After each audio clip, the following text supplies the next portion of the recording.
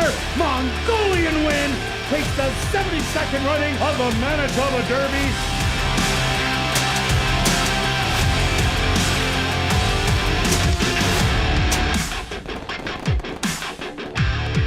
And welcome everybody to ASD Live, brought to you by Manitoba Liquor and Lotteries.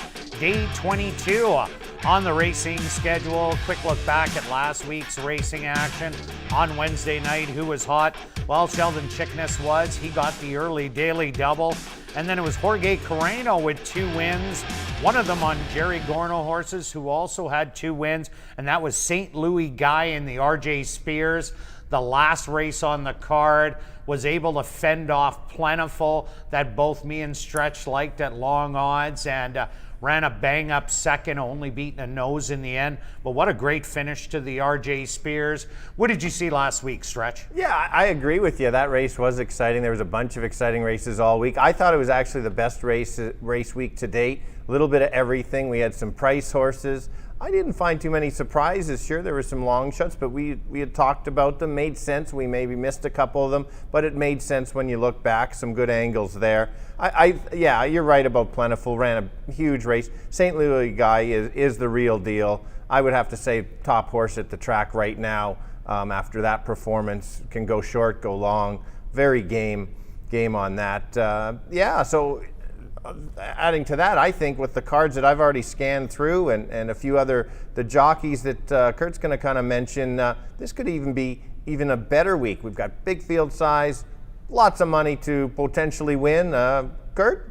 Yeah, and Antonio Whitehall and Rafael Zentino Jr. Antonio was here earlier in the year, and last year's leading rider. Rafael Zentino Jr. was here also last year, but now with the restrictions being lifted a little bit, they're able to come back and forth as they're plying their trade in Alberta, and that's exciting for us to have 2 top-notch riders to join our riding colony. But let's kick off the card here in race number 1, an allowance optional $10,000 claimer for fillies and mares 3 and up. They're going to go 5.5 furlongs. Stretch, what do you got in the first? Yeah, it's a good race to kick it off. High level allowance. I've got it down to kind of 2 horses, similar to what Kirt's got. I decided to go with the 5 as my top selection. I thought last time the horse was way out in the post 9, going right to that quick turn. Very tough wide.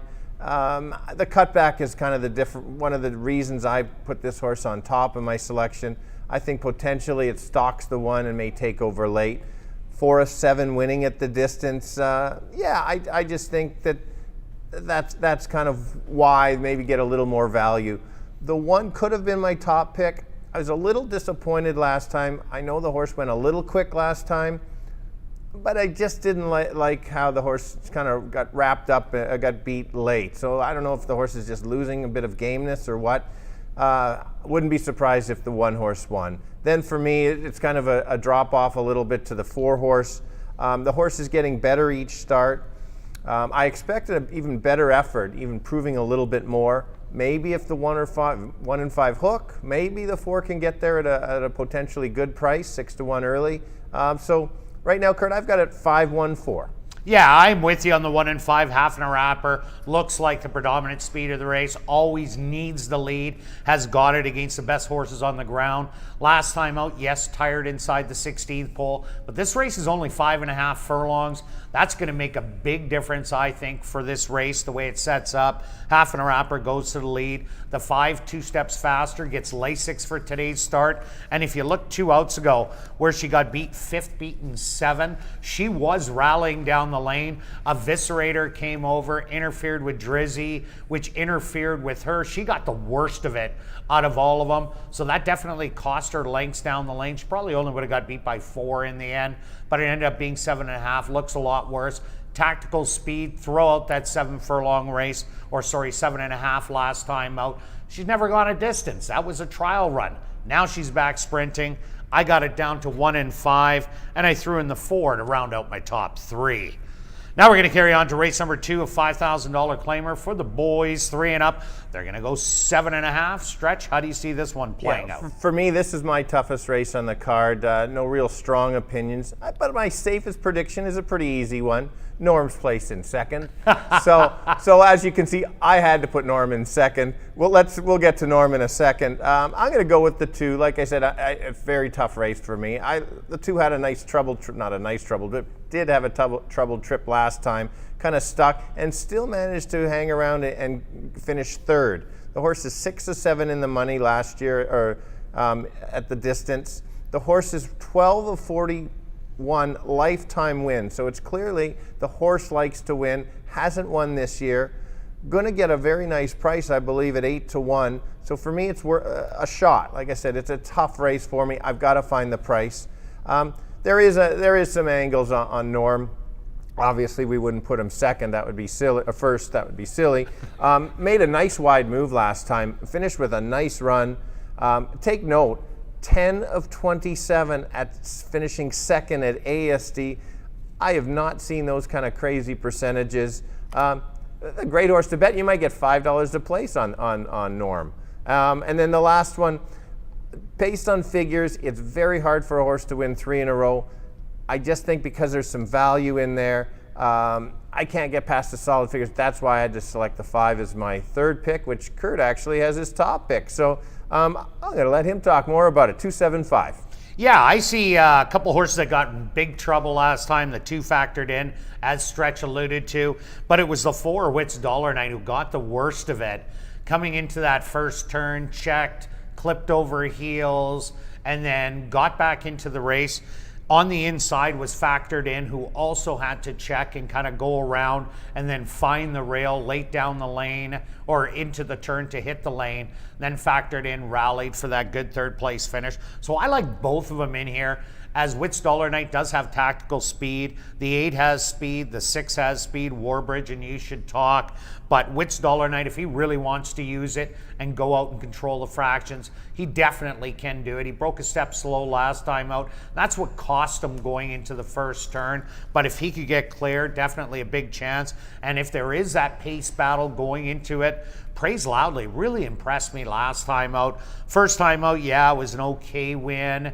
The horse that ran second, we expected to come back to win last time at big odds, but again, ran second. But last time out, this horse beat Triple I, but opened up in a stalking position. And that's what I really like about the 5. Antonio Whitehall jumps aboard, so there's no difference between him and Jorge Carreno. Both of them very accomplished. So this horse should get a really dream trip in here. So I have it down to 5, 4, and 2. Now we're going to carry on to race number 3, our feature race on the card.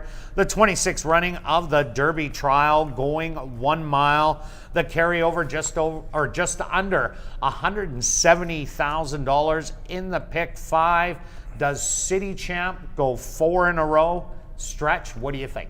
Yeah, so coming into this race, he definitely is the champ, 3-year-old. Like you said, hasn't lost here.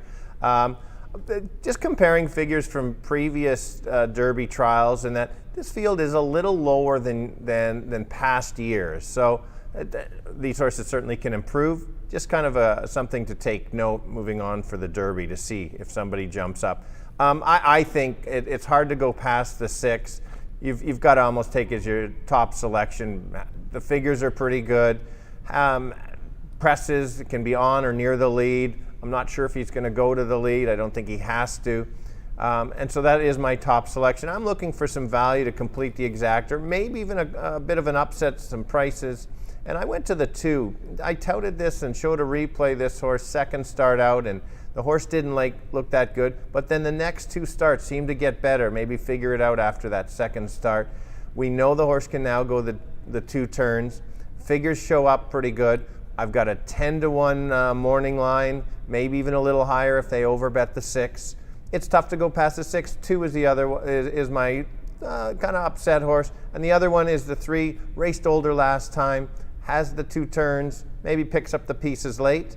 Yeah, I'll leave it at 6-2-3, Kirt. Well, Stretch, we both see City Champ on top, the one to beat. What I like is City Champ has run a couple route races in the past, has a win and a 5th place finish, so it's no stranger to going around 2 turns.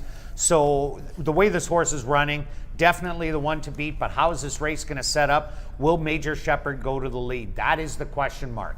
If these two go battle, it might set up for someone to come off of it, and that could be number 4, Warrior's Hero. Warrior's Hero comes by way of Canterbury. Previous to that, Turf Paradise. Previous to that, Golden Gate. And guess who he ran against there? City Champ. Lost to him going short, but then beat him going long. And this horse is running all long races at Canterbury. And Major Shepherd, alluding to that one, yes, it came from well off it last time out, but stumbled coming out of the gate, was on a day that was favoring speed, and this horse still ran lights out to lose that race, only by 3/4 of a length to a horse that came back to win in its very next start, beating a very nice horse in Eviscerator. I find this race a little intriguing. I do put City Champ on top, but watch out. I think the maiden, Major Shepherd, and Warrior's Hero, the Invader, both can be upsetters. Now we're going to carry on to race number 4, kicking off $25,000 guaranteed pick 4 wagering, a $5,000 claimer for 3-year-olds and up, only going the 5 furlong distance. Stretch, what do you like? Well, you've got to decide, is it a clearance sale on the 6 or just a perfect spot for a horse that struggles to go 6 and drops to 5 furlongs? I'm leaning to a perfect spot for this horse. I just like the move by the trainer, finding the 5 furlongs. It's tough to get too many races probably going 5 furlongs at maiden special weight. Why not get the win? I think gate to wire is the key on all my sequence bets today. You just take a look at the company. I watched the replay again. This horse did not completely give it up at the end. Gate to wire for me. Now I'm looking for second, a perfect example for a horse in here, and that's the 2 horse, Chicago Roll.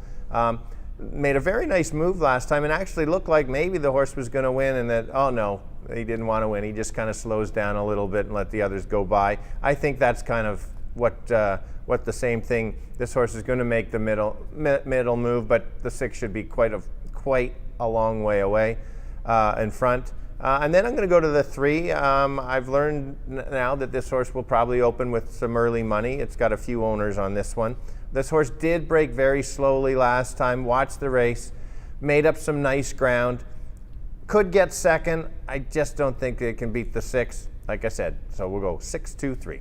Yeah, I'm with you, Stretch. Pucker with the big drop in class. We've seen a lot of these maiden allowance horses making the drop. The breeds the other day, it was all about horses that were at maiden allowance getting beat badly and dropping in, and they were winning. This one didn't get beat badly at all. 4th beaten 6 2 outs ago to Eviscerator, Red Astaire, and Midnight Salute. Last time out, Red Astaire and Major Shepherd again. Another tough race. And any of these horses went in, besides Pucker, they would have been beaten by well more than Pucker. I think the distance is perfect. There isn't a ton of speed in here. It's a controlling speed. It's the one to beat. I'm with you on Ben Roy. Walked out of the gate last time. Had absolutely no shot, but made up a bunch of ground. Chicago Roll. I've been backing this horse for a couple starts, 50-1. I said throw it in, and it ran 3rd in the Triactor. And I think the Triactor that day almost paid $1,000 with the 2 favorites in first, the favorite winning it, and the 3rd favorite running 2nd, him running 3rd, and it paid huge. Last time out, ran against 2 terms. That horse actually already won a non-2 lifer, but was disqualified, had all sorts of problems. I think 2 terms played cat and mouse there because the horse was bolting as it came to the grandstand. Chicago Roll was on the outside, kind of keeping him in. And then at the 16th pole, when he found out that he wasn't going to take out Chicago Roll, 2 terms took off to the win. But Chicago Roll's running well. And take a look at number 7, Wits Girl. This horse is a filly against the boys. She ran lights out in her 3 previous starts, running a 3rd in 2 seconds. Last time out was beaten by back-to-back horses that came back to win. So comes out of a key race. This is a little bit wide open underneath number 6, Pucker. Now we're going to carry on to race number 5, a maiden allowance race. 4 3-year-olds and up. They're going to go the 6 furlong distance. Stretch, what do you got in this one? Okay, I do like this race. There's a lot of unknowns in here. I put my picks in first, and then Kirt just says, oh, something must be there on the 4, so Kirt takes the 4 as well. But anyway, we'll move on from that. Works for me, say ready for this horse. Horse came from Canterbury, had a nice, relatively even race in a tough turf race. Yeah, it was the turf race, so you got to be careful, turf to dirt, depending. The horse had some huge back class. Yeah, maybe it didn't run much. If you watch those races, the horse was quite green. It looks to me like the horse is still learning to run. To me, it seemed to figure it out the last race. Those works are, wow, those are as good a works as you see here, with a bullet in there. 6-1, that's why I'm always kind of looking for some value. I think I'm going to get some value on that. And then my second selection is the 5.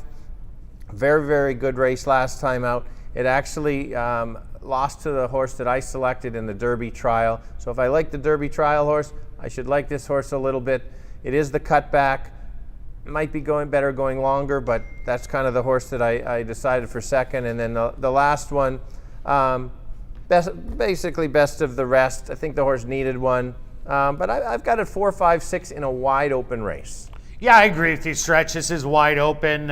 Mr. Snickers, I did take him on top, but only because he's an invader coming in. I really like those works. 59 out of the gate, June 8th at Canterbury, before that turf race, and then 48-1 on our racetrack. Both of those say I can run, and I looked at it the same way. Oaklawn Park, this horse second time out was pressing early and then faltered, but maybe just only has 6 furlong speed, and then goes and runs on the turf. Yeah, 8th beaten, 5 3/4. If you're within 6 lengths, I don't care what your positioning is. If that was second beaten 6, you'd go great. 8th beaten 6, 11th beaten 6, 13th beaten 6, it is all the same. You are still in the mix, taking a huge drop in here. I don't think that this race is that tough. So I think Mr. Snickers has a good shot. I also like number 1, Devil's Time, has done no wrong. I said last time out he was not going to beat Red Astaire or Major Shepherd, but he was the best of the rest. The horse was finally coming into form. It's one of those trainers that run him into fitness instead of jamming him hard early. And this horse ran great and ended up getting tired late, or it wasn't so much tired late that the better horses just ran away. Hits an easier spot, draws the rail. This is a perfect spot. And I also like number 2, Not a Doctor. First time starter in here coming out of the Craig Smith barn. He does really well with firsters. 36% with maiden allowance firsters. And first time starts, 27%. Those are big numbers, so you can't leave this one out. And XI Kid I do respect, but the odds are just going to be a little low for me. So I'm taking 4, 1, and 2. Now we're going to carry on to race number 6, kicking off that late daily double with a $5,000 claimer for fillies and mares 3 and up that are non-3 lifers. They're going to go 5.5 furlongs. Stretch, what do you got? Okay, I've got 3 keys in the pick 4, so stay tuned for my 3 keys. This is one of the keys. I think this is the one with the best value in here. Well, I don't expect the horse to be the favorite. I'm going to start with the 6. Broke solid last time out. As soon as it broke, you knew the race was over. I backed this horse last time mainly because of that back class. The first start out needed one, broke slowly. That was a toss out. Look at those other races down south. Very, very good. I think potentially that this horse will be even stronger on the third start out. I don't think the horse even needs to improve to win this win this race, but it might. Watch out if it does. If it runs anywhere close to some of those races way back a couple years ago, watch out. That is my top selection, and go from there. I'll go to the 4. It's Kirt's top selection, and I don't disagree at all. This horse is kind of almost my first selection. Would be perfect last time out. 2 back, didn't get out of the gate, had a tough trip, or wins that race and would have won the race and wouldn't have lost at ASD. I will just mention kind of the best of the rest with the next best kind of figures, and that's the 7. If the 4 doesn't improve, or the 6 doesn't improve, maybe there's a bit of a duel. Maybe the 7 picks it up. But I'm all 6-4, maybe 4-6, but I'm sticking with the 6 on top. Kirt? Yeah, I like 4 and 6 in here, but I see a little bit more speed than last time. Kate's Princess was on the inside, and wow, did she make quick work of them, opening up a 3-length lead. And the soft hands of Jorge Carreño, he just nursed her around there and galloped to a length victory. Bayal has been the favorite, beaten by absolutely everybody. Until last start, it didn't go off as the favorite and probably ran its best race to date in 2021. I like seeing that horse come off the pace, but they always like going to the front. But Kate's Princess today has a few others that it has to contend with, at least on the front end. You got the 2-horse Little Miss Molly, One Way to Run, Run and Gun, and they do add blinkers on today, and that usually sharpens the speed. And Neville, he loves the front end. Miss Tizzy Fit also comes in. She is on the outside of her, but she has speed, and the 9 Tiz the Standard is another one that offers speed to the race. So I don't think it's going to be that easy. If she does clear, definitely will be tough to catch, but I'm thinking there is going to be a little bit of a battle, soften her up, and Witt's 10-10 has done absolutely no wrong. Stretch has made me a believer out of this horse, and she just seems to be getting better with every start here at the Downs. Her last start, it was a no contest, but she just blew past them, and it was an easy win. If she does the exact same thing, she's the one to beat. And Sue's Easter Girl runs well, but she can't beat Witt 10-10 in the last 2 times that they did meet up. So I just can't see it today, but if she does, you will be well rewarded. Good luck. I got 4, 6, and 7 in race 6. Now we're carrying on to race number 7, closing out the card with a $5,000 claimer from Manitoba, Saskatchewan, North and South Dakota breds that are non-3 lifers or non-winners of the year, going 7.5 furlongs. Stretch, what do you got? Fun race to finish it off, as always. I'm going to go in the direction I like to go sometimes when it's either a key or almost all. And even if you had almost all, you still may not get it sometimes in this condition. I'm going right to the 8. For me, it's that horse or all the others. If this horse loses, it kills my sequence. I might have to gather up some change for the rest of the week. So we'll find out how it goes. The only kind of question for me is the distance around the 2 turns. I think it is the right drop. Makes sense. This horse, last race was against Manitoba Bred's allowance, was in for 75 last time, but that was 75 open. This is now a condition, a nice little drop, good move by the trainer to go 5,000 condition. Gets Antonio up in the tack. If you watched last year, you know how much I appreciate his riding skills. He picks up the mount. I think that's going to help him out. For me, it's go time for this horse. It's now or never even for me on this one. It might be my last selection for this Brothers Bro. Is that what it is? Like the Bullet Bro. Oh, yeah. There we go. Yeah. Only one today so yeah, far. That's not bad. So that's why I left it in saying one horse's name. So we'll leave it at that. That one, all the rest, talk about any of the others to try to beat the 8. Kirt? Okay, my only reservation about Bite the Bullet Bro is the distance, 7.5 furlongs. The horse does not have a lot of experience at it. If this was, say, Langara, wow, I'd be all over that. If I got 1 to 5, I'd put all my money, laugh and giggle, and watch Langara go running around there. But Bite the Bullet Bro is a sprinter. Hey, yes, it's going around 2 turns. Yes, it's dropping down huge against these, but there is other speed to make a menace of it. Double Time has speed. Skoden, if it wants to use it, has speed. And Bear Me a Moment, and they're all on the inside. So Bite the Bullet Bro could get hung out in here. Doesn't mean he can't take over after a half a mile and try and widen, but that means he'll be softened up by then.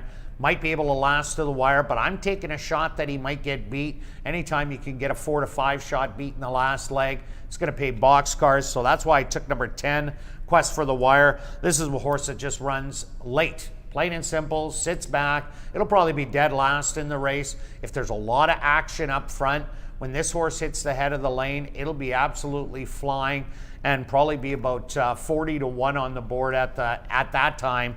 So I'm taking a shot on that one. Number 1, Who Wants a Cold One, dropped last time out, but was only making the 2nd start of the year and really needed that race. Bunch of Cash was also dropping, so the droppers ran 1-2. But I think with that one under the belt, this horse has showed it could go long when it tested McKegg last year in the Sifton. And another horse I like is number 3, Zip Eddie. Zip Eddie early on ran lights out, and everybody started betting it after that start, and then hasn't showed much since. But around 2 turns, this horse ran a real game race last year twice, won by a head going 7.5, and then drew off to win by 3. The only wins were route wins, and like I said, if Bite the Bullet Bro is softened up on the front, watch for the long shots. So those are mine. 10, 1, and 3. Good luck with all your selections this evening, and I'll be right back with the changes on this evening's Kart Racing.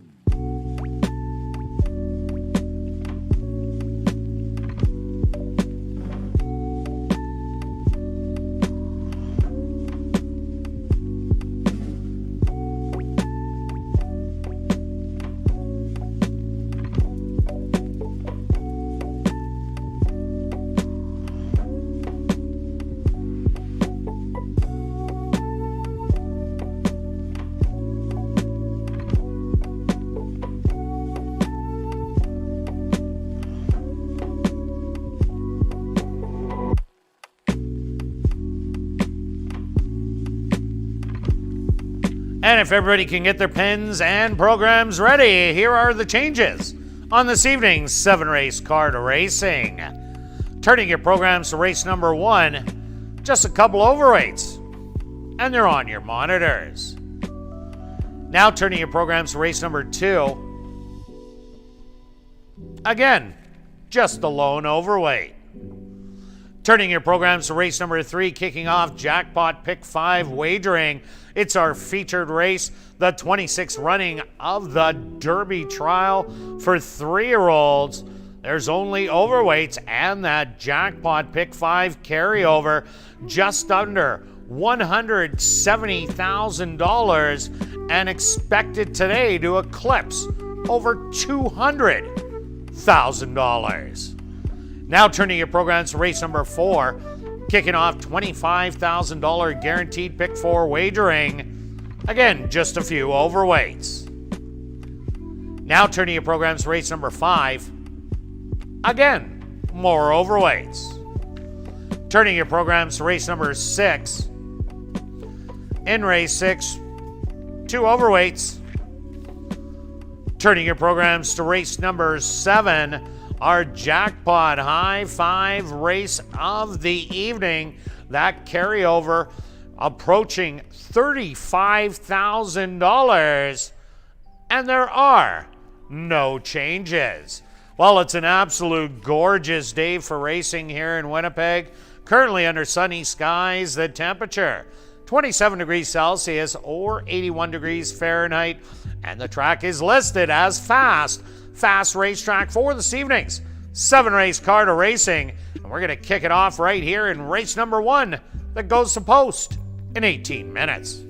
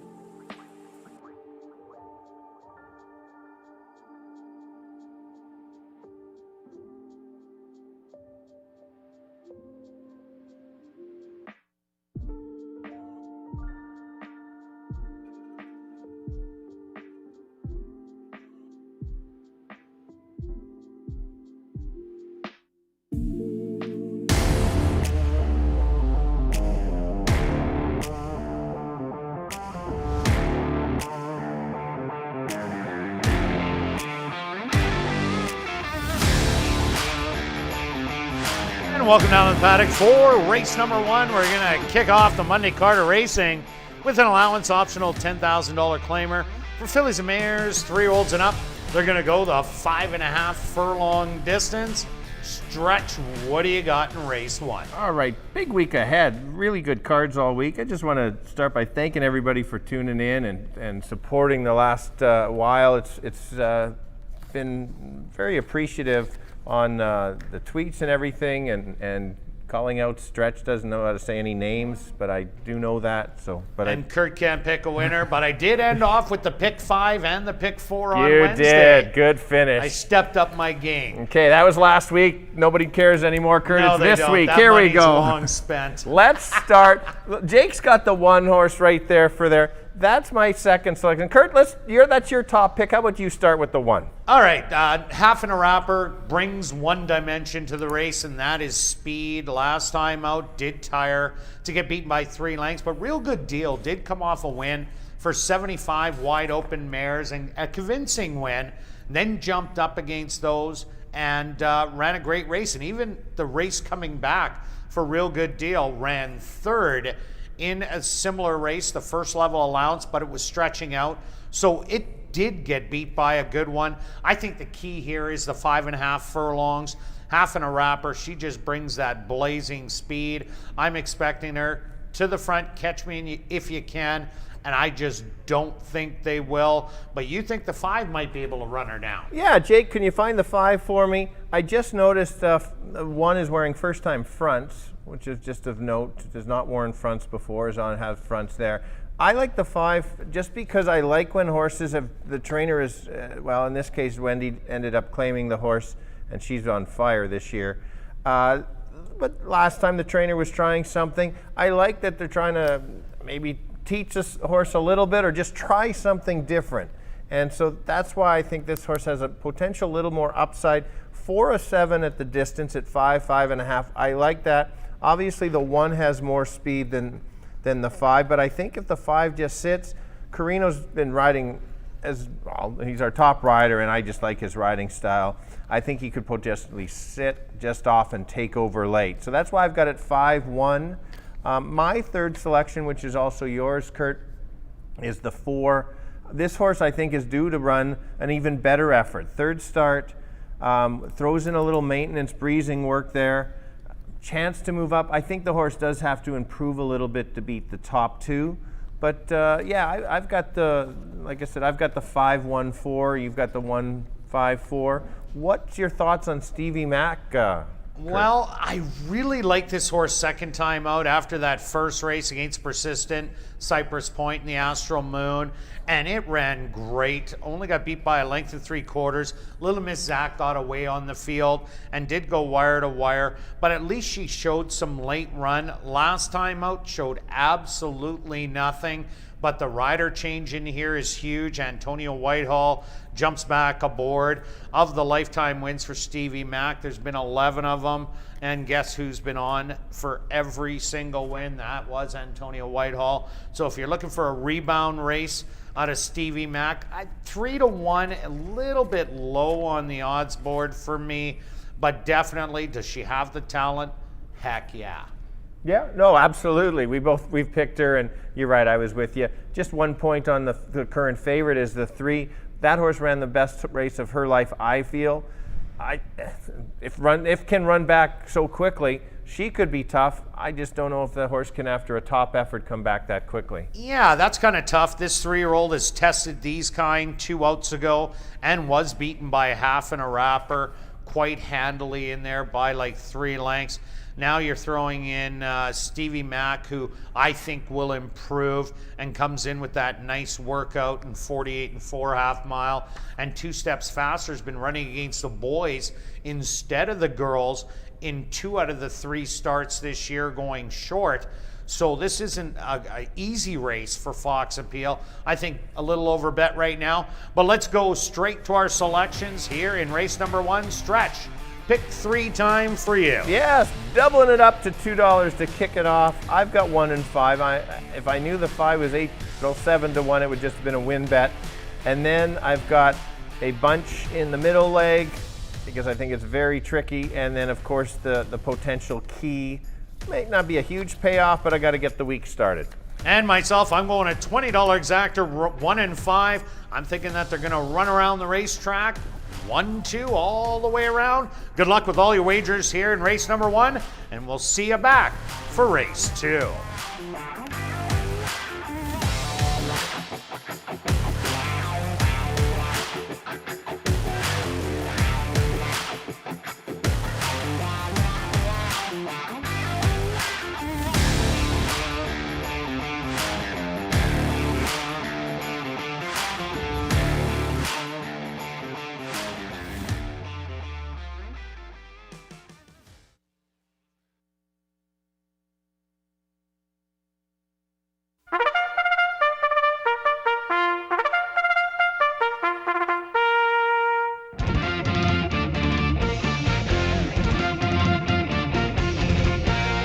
The horses are on the track for race number 1. They're going to go 5.5 furlongs for $14,700.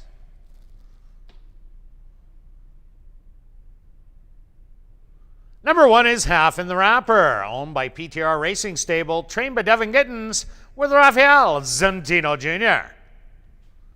Number 2 is Stevie Mack, owned by Shelley Brown, Scott Anderson, and Larry Falloon, trained by Shelley Brown with Antonio Whitehall. Number 3 is Fox Appeal, owned by Henry Witt Jr., trained by Jerry Gorno with Sheldon Chickeness.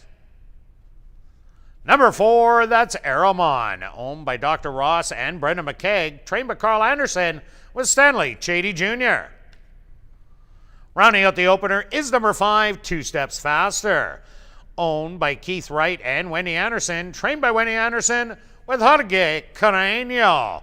Post time for race number 1, 5 minutes away.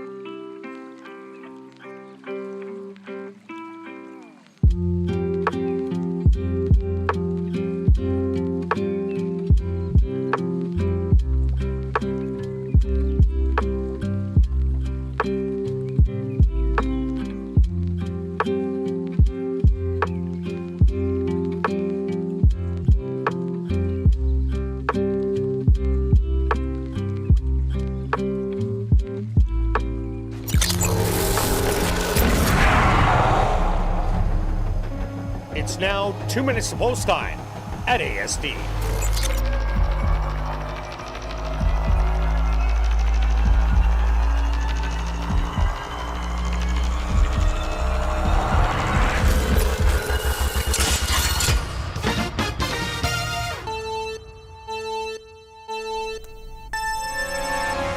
All right, here we go to kick off the week. Fun first race, going 5.5, only 5 horses, but wide open. I think all 5 could potentially win this race. I'm going to start with my top selection, which happens to be 7-1.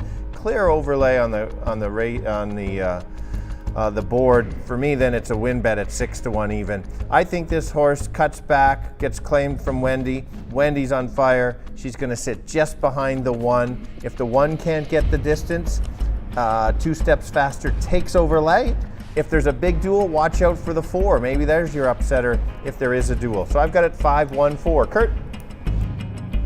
Yeah, I really like number 1.5 and a wrapper here. I'm not big on the odds 6-5, but I expected that. 5.5 furlongs, tired late last time out, but brings blazing speed to the race. I do like your 5 horse who got in tons of trouble against the boys 2 outs ago. So that's my exactor in here. 1 and 5, good luck here in race 1.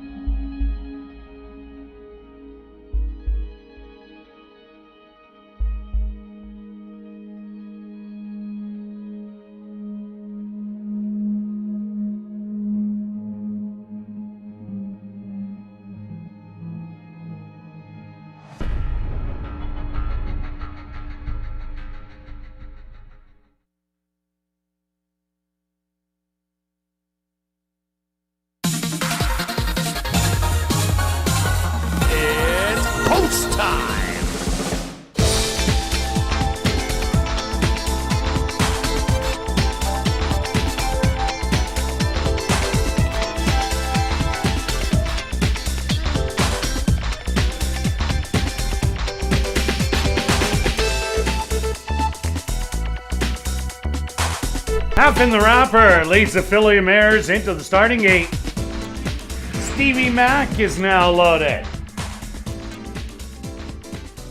Next up, Fox Appeal in the middle.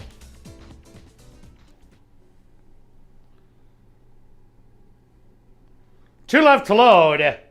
Aramon. And now just waiting on Two Steps Faster.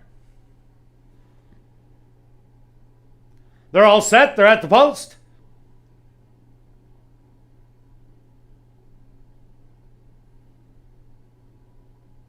And they're off. From the inside, as expected, Half and a Wrapper goes after the lead, but Fox Appeal, hard ridden, wants to get a piece of it, and will for a little bit as she's now looking her in the eye. Settled back in third, Two Steps Faster, then Stevie Mack in fourth, and the trailer Aramon about 5 off the early lead. 23-1 the opening quarter, and Half in the Wrapper has now taken over the lead by 3/4 of a length.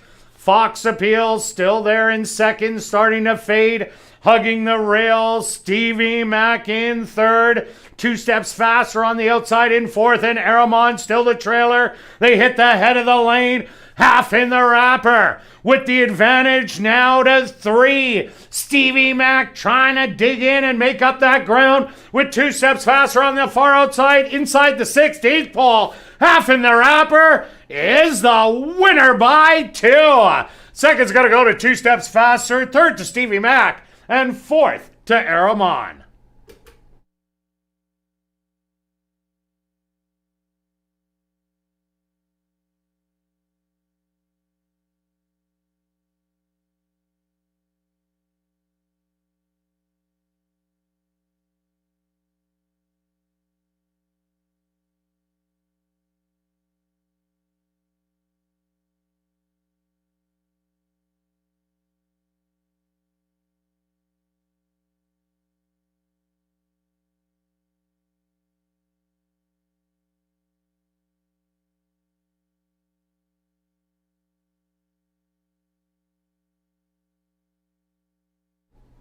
This tour is opposed to number 1, Half in the Wrapper as your race winner. Second goes to number 5, Two Steps Faster.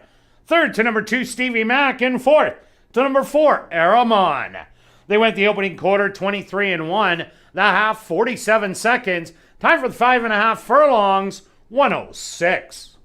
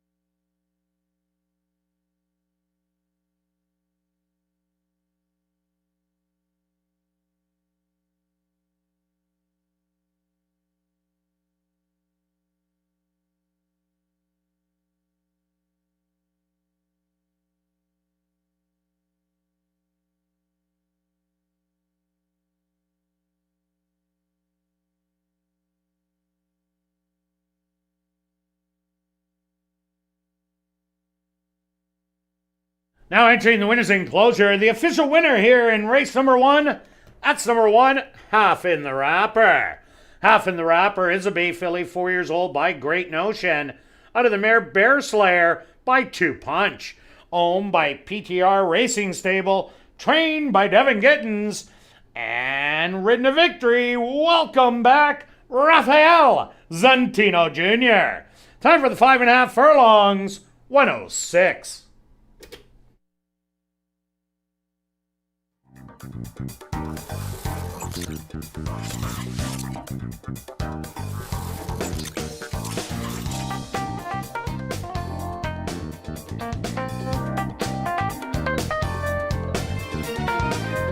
Race 1 is official in the upcoming second race.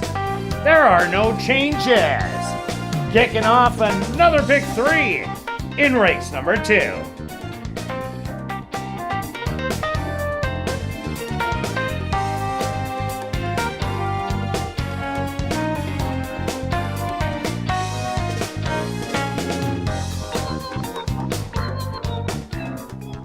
They're all set. They're at the post.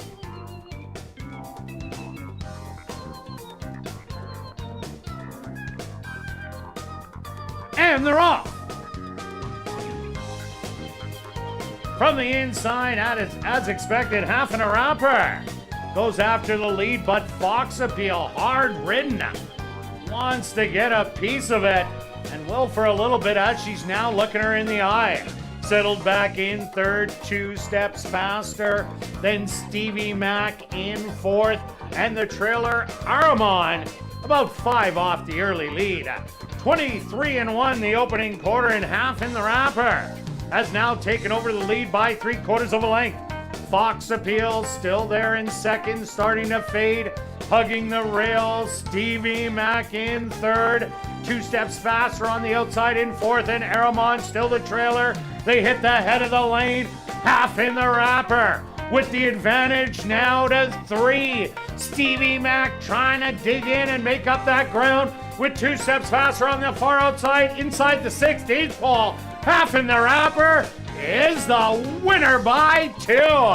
Second's gonna go to 2 steps faster, third to Stevie Mac, and fourth to Aramon.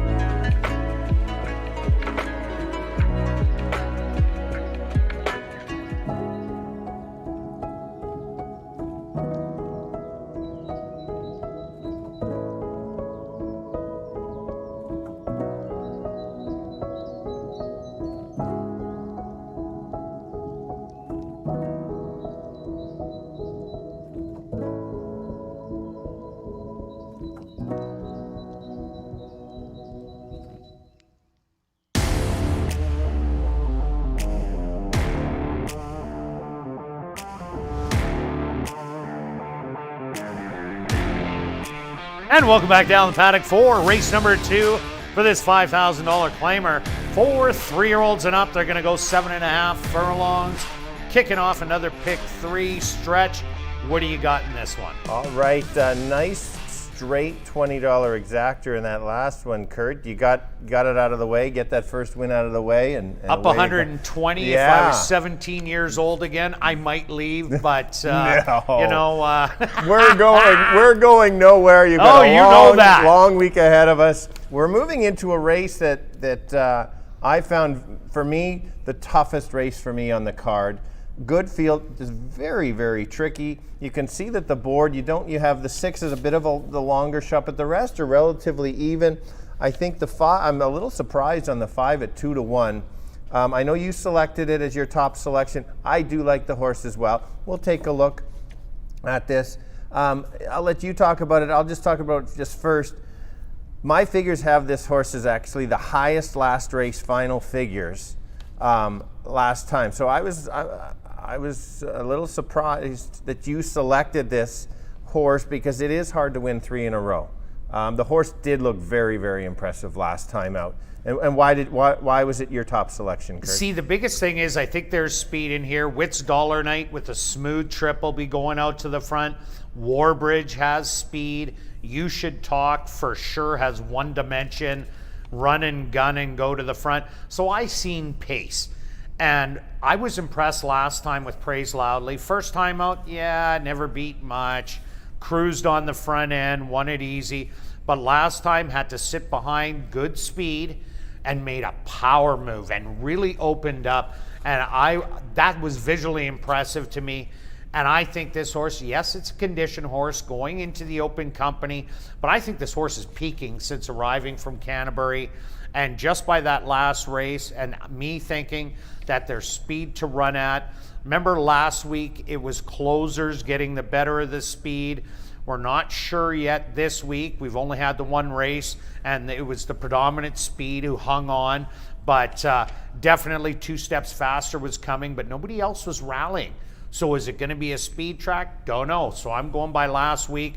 So I went to Praise Loudly because that horse just ran lights out. But 3-1 on the board, not too bad. Who's your selection? My top selection is the 2 similar reasoning on yours. I thought I needed a bit of a closer here. This horse got mixed up also with Witt's Dollar Night, and I agree on ASD when you said that the 4 had a little more trouble, and I completely agree with that. I like that this horse kept trying to come along the rail and showed gameness, and I was talking about just how many wins this horse has, 12 of 41 lifetime. Last year, so it hasn't been that at Century Mile, 3 of 7. Clearly the horse likes to win, hasn't won this year. I think the horse is sitting on a win, a little bit better trip, certainly can get there. 9-1's an easy one for me to select. I think that's an overlay for sure. And I'm going to jump to Norm's. Norm's place. I I don't even have them today. I like picking them to win. Now you can't. And you could see how many times I was right on Norm's place picking them to win. None. Very good. 10 of 27 at ASD, runs second. This horse, I wouldn't say a tough trip, but did go wide. It kind of shuffled and came back around and was closing late. So I guess if this pace backs up quite a bit, maybe the horse can get there. This is an easy place bet for me on the 7, but horse is a very good horse, great horse to own, picks up a lot of checks, and that's why I have those horses wide open for me. We haven't talked about... what about Warbridge at 19-1? Warbridge has won 2 this year. I backed this horse in 3 out of the 4 starts. And I didn't back him when he ran that good second against Northern Sky, but I said if he ran back to his first race, that was good enough to win, and he was 13-1. And then last time out, beat Empirical Data Maddie's Pro rather easily. But the distance for this horse is the biggest question mark, I think. Last time he ran the distance was an average effort, but I think he'll show speed. Yeah, absolutely. It's a tough. I think the horse has to improve, and at 5 years old, sometimes it clicks in at that time. There's that one. The one not to forget about is Witt's Dollar Night. Is this horse 4-1? 4-1 for sure. We needed the horse to go to the lead. We picked this horse last time, lost all chance at the start basically, and that horse race is over. I expect if it gets a cleaner trip, watch out, we'll go as far as he can go. And he loves going a rut of ground. Don't let any of those races fool you. And that race 2 outs ago where they went 47-4 to the half, that was just suicide fast, and that's set up for the 2 closers in there. Courageous and Del Vecchio run 1-2. But let's go to our wagers here in race number 2. Stretch, both of us going for exactors. Exactors, like I said, But yours is a little different. Little different. As mentioned, I bet different amounts according to where I like the races. I'm only spending $12. I've got Norm running second. I don't know who's beating Norm. Somebody's beating Norm. 2, 4, 5, and 8 on top with Norm in second. And myself, I'm exactor boxing the 3 I like. 2, 4, and 5. That exactor box is $6, but I got a $4 one, so that's $24. Good luck with all your wagers here in race number 2, and we'll see you back for our featured race in race 3, the 26th running of the Derby Trial, kicking off Jackpot Pick 5 wagering.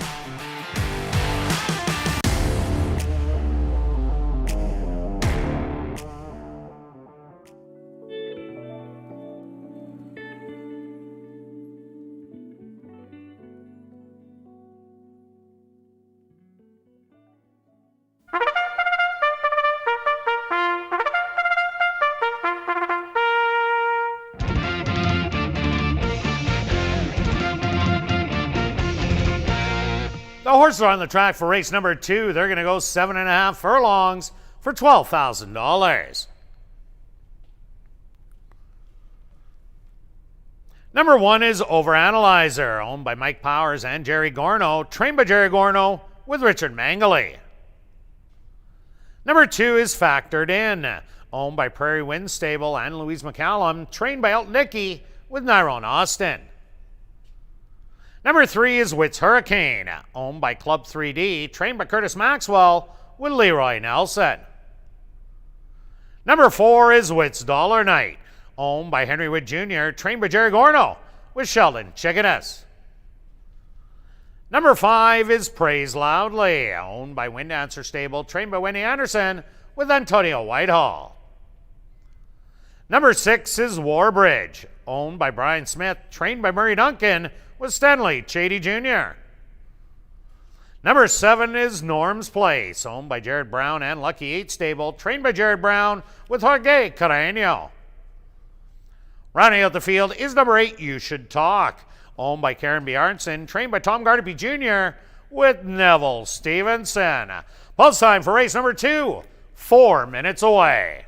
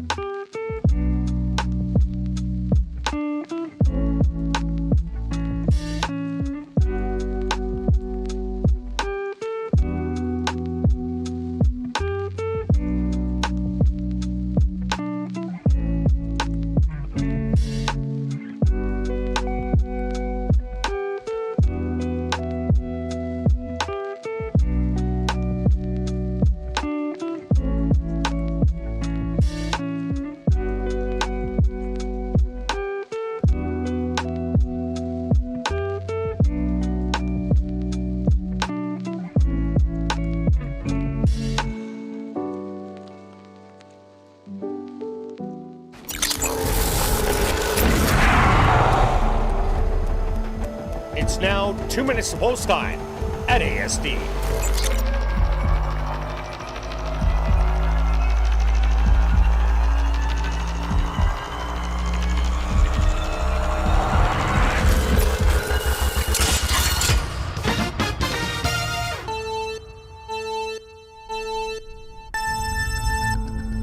Okay, we're going 2 turns, 7.5 furlongs.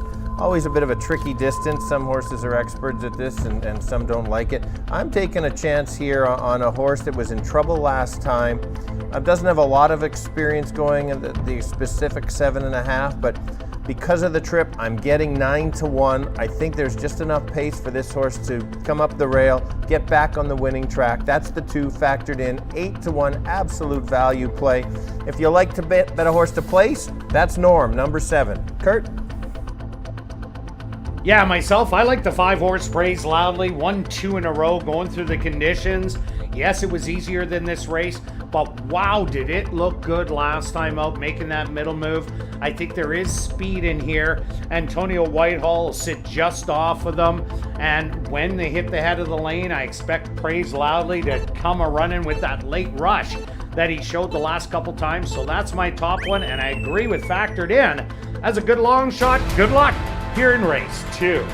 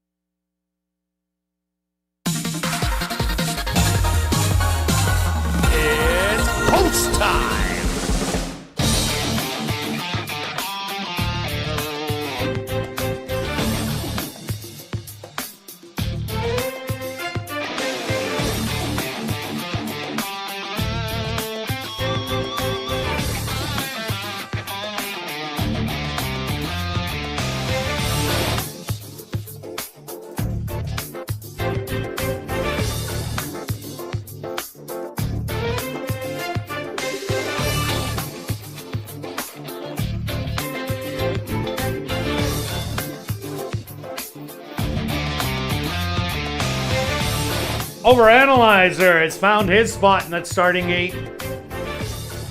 Factored in now moves in. Next up, Witt's Hurricane.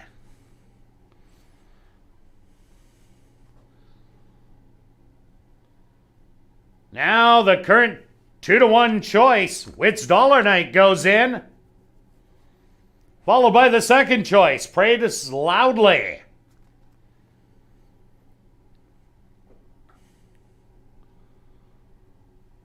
Warbridge has found his spot. 2 left to load. Norm's Place.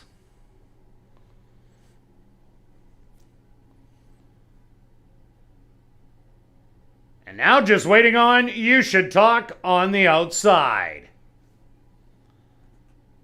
Warbridge a little fractious in the starting gate.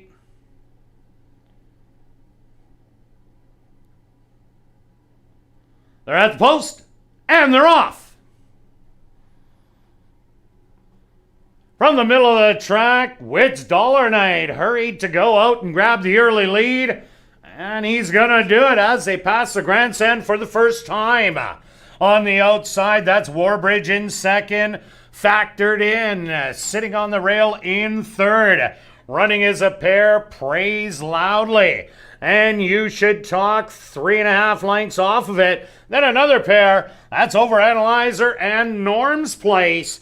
With your early trailer, Witt's Hurricane spotting the field, about 9 lengths. The opening quarter, 25-1. Witt's Dollar Night, still with that lead by a length. Moving up in between horses, Warbridge 3 wide.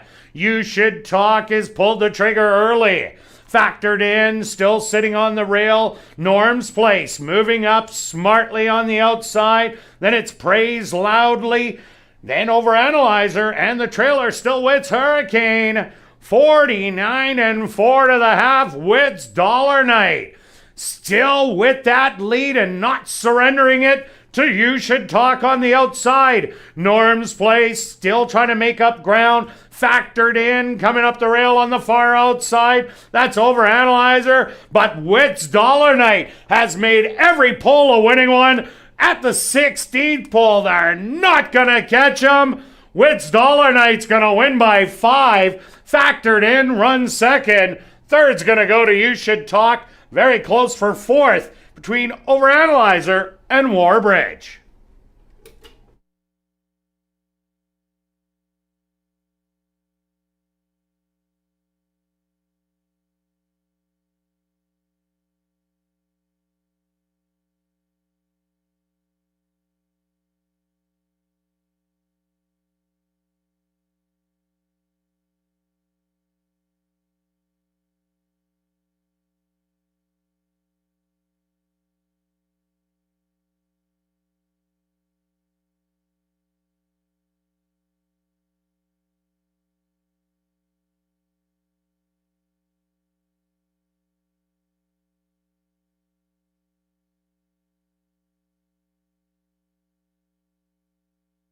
The stewards are posted number 4, Witt's Dollar Night as your race winner. Second goes to number 2, Factored In.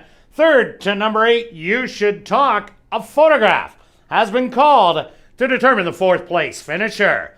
They went the opening quarter 25-1, the half 49-4, 6 furlongs 115-3. Time for the 7.5 furlongs, 135. Results of the photo show number 1, Overanalyzer, finished in 4th.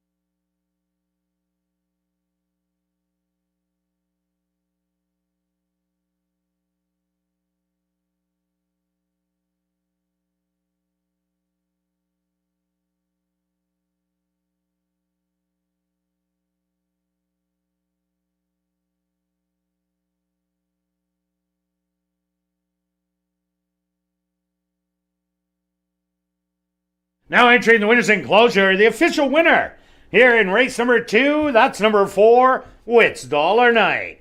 Wits Dollar Night is a chestnut gelding, 7 years old, by Mr. Nightlinger, out of the mare Double the Trouble by Q&Eh, owned by Henry Witt Jr., trained by Jerry Gorno, and ridden to victory by Sheldon Chickeness. Time for the 7.5 furlongs, 1:35.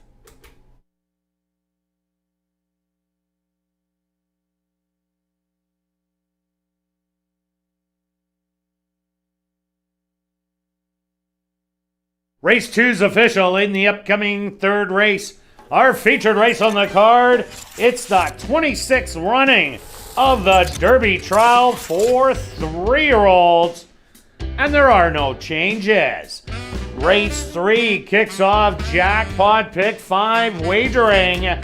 That carryover just under $170,000, and expect that to grow to over $200,000.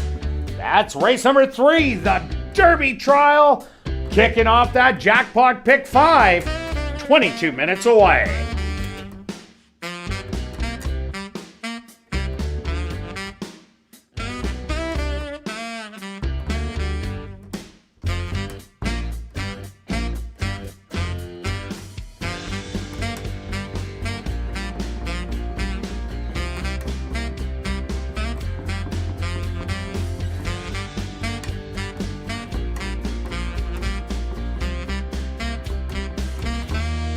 They're at the post, and they're off.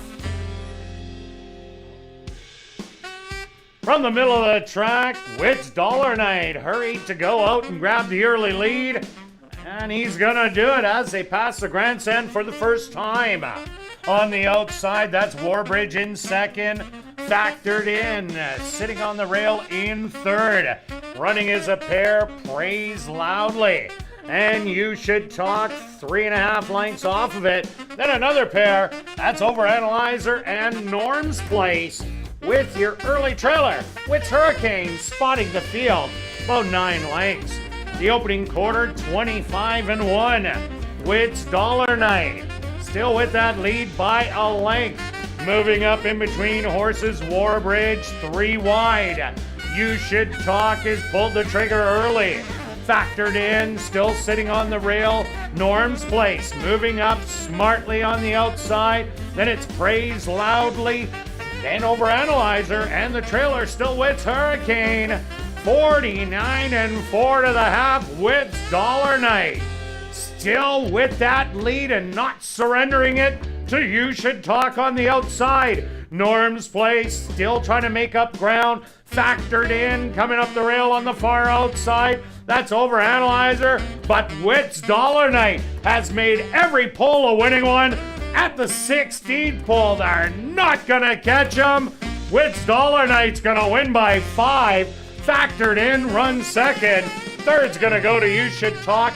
Very close for 4th between Overanalyzer and Warbridge.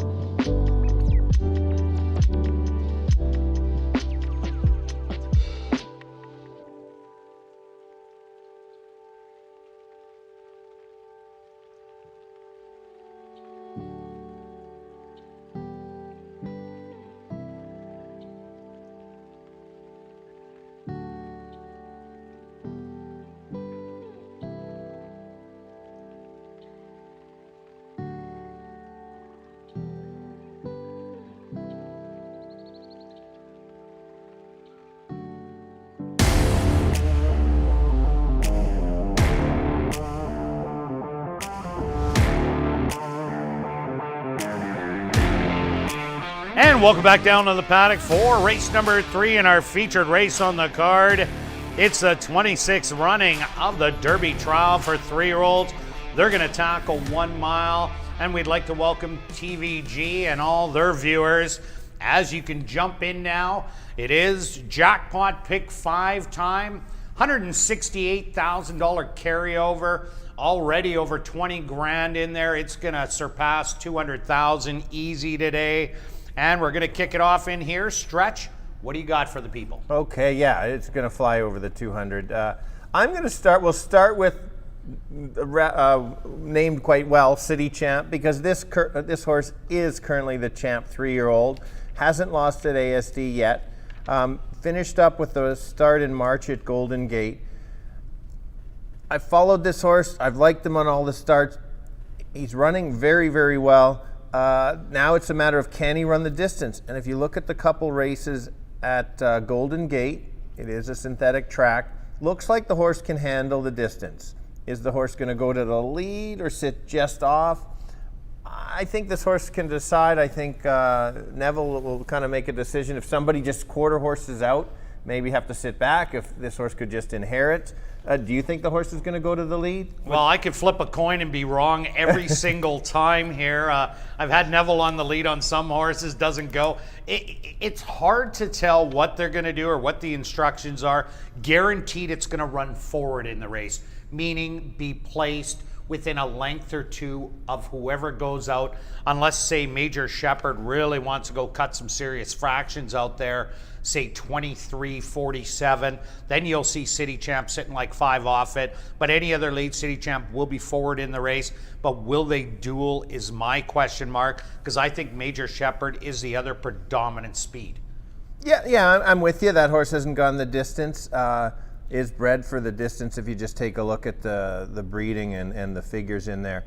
That's the upset. We both, you mentioned it, I didn't mention it on ASD Live. The horse made a nice closing move, complete change of running style, didn't get out of the gate, but it was impressive that the horse closed.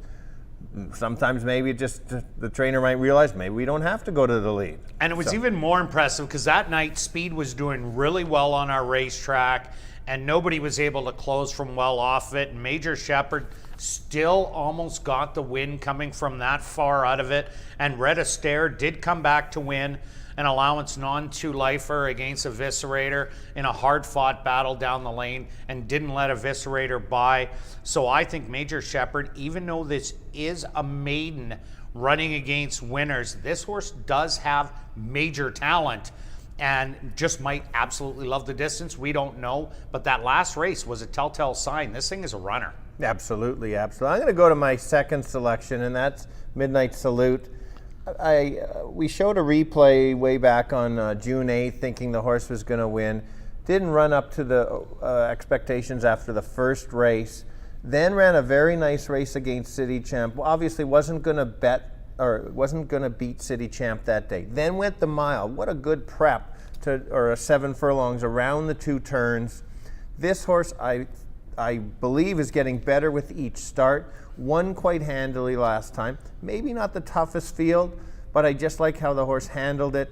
Stretching out, again, very, very good breeding for this distance and going even longer. I think it's a big effort. Hopefully, similar to the last race of the 8-1 horse that I selected ran a nice second. I've got 12-1 here. I think that is an absolute overlay. I think this horse proper value might be 7, 6, or 7-1, not 12-1. As I say, they go 13. They're fading me. Everybody's going against me. So, and who's your other horse there? Well, my other horse is number 4, Warriors Hero, is taking money right now at 5-2. This horse did tackle City Champ twice at Golden Gate. First time was sprinting, and City Champ got the best of them, but then turned the tables when they went a mile, where City Champ did all the work battling on the front end, and Warriors Hero just got up and beat it, running 3rd. But I like Warriors Hero in here. If there is a pace battle between the 5 and 6, we were talking off camera. It looks like Speed's going to do well tonight. We will keep an eye on that. But either of us are going to adjust. If we see a loose Speed horse, now you got to have that horse. but that could be Major Shepherd in here with City Champ stalking and Warriors Hero. Well, let's go to our bets here in the Derby trial. Okay, Stretch, all the money on the line, over 200 grand. You're always betting the pick 5, but I'm with you. Yeah, so I have to understand is there's times that I think the pick 5 may or may not go.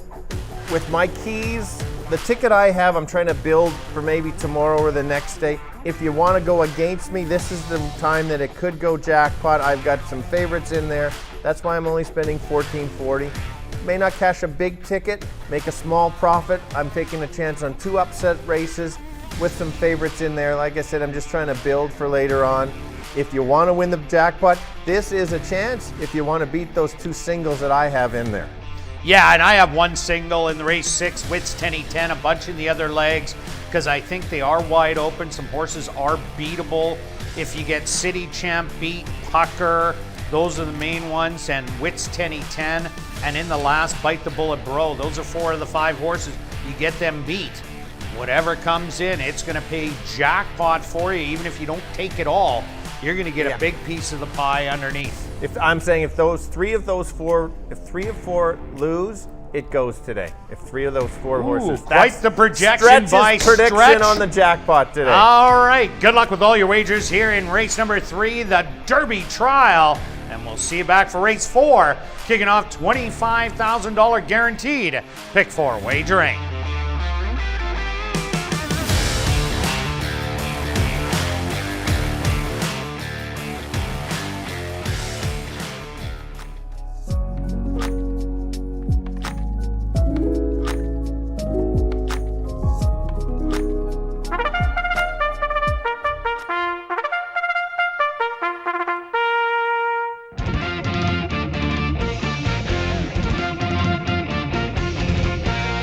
Assiniboia Downs is proud to present our featured race here in race number 3. It's a 26th running of the Derby Trial for 3-year-olds. They're going to go 1 mile for $35,000.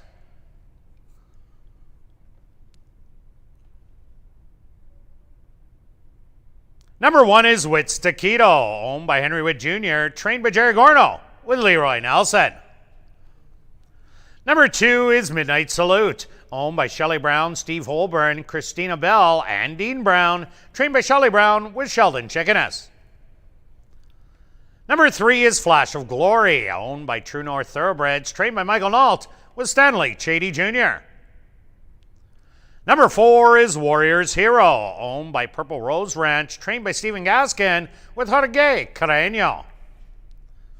Number 5 is Major Shepherd, owned by Kenneth Amthor, trained by Gordon Amthor with Richard Mangley.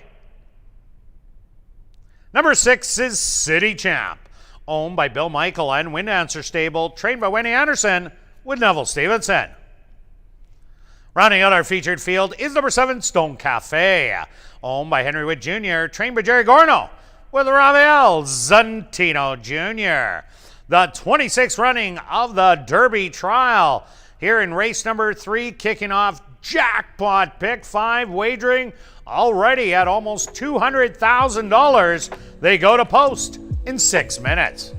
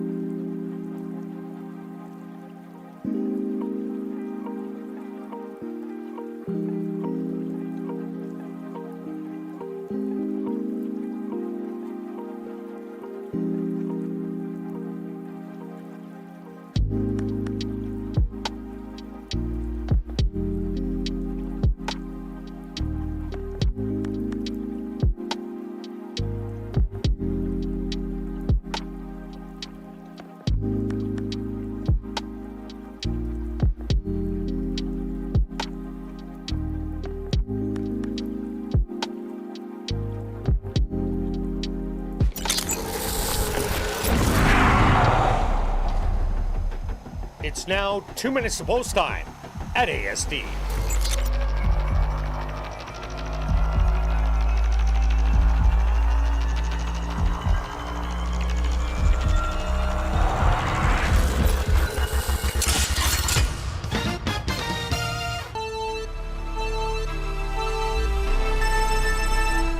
All right, we've got the Derby trial going a mile.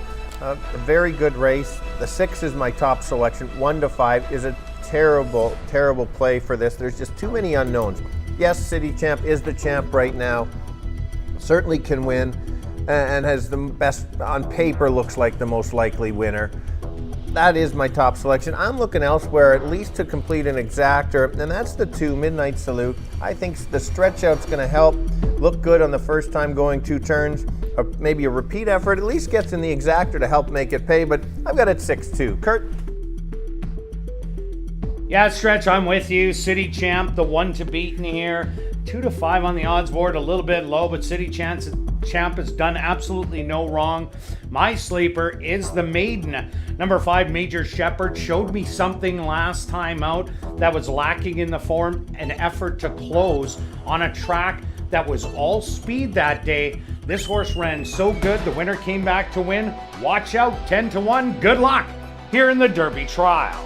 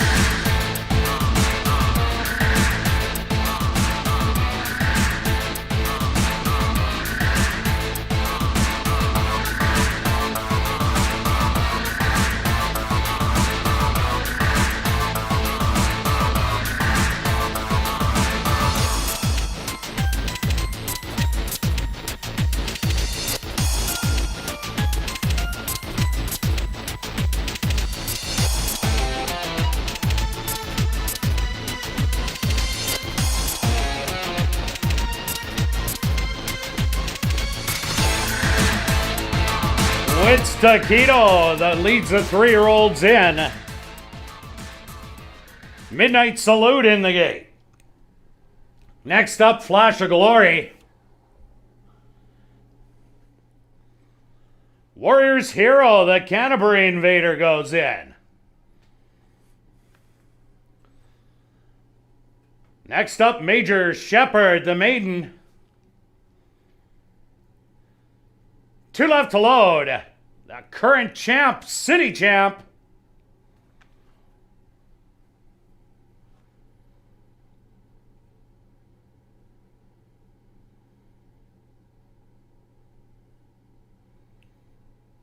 And now just waiting on Stone Cafe.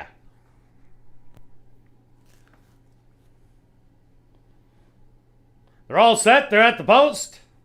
Midnight Salute, Fractious in the starting gate.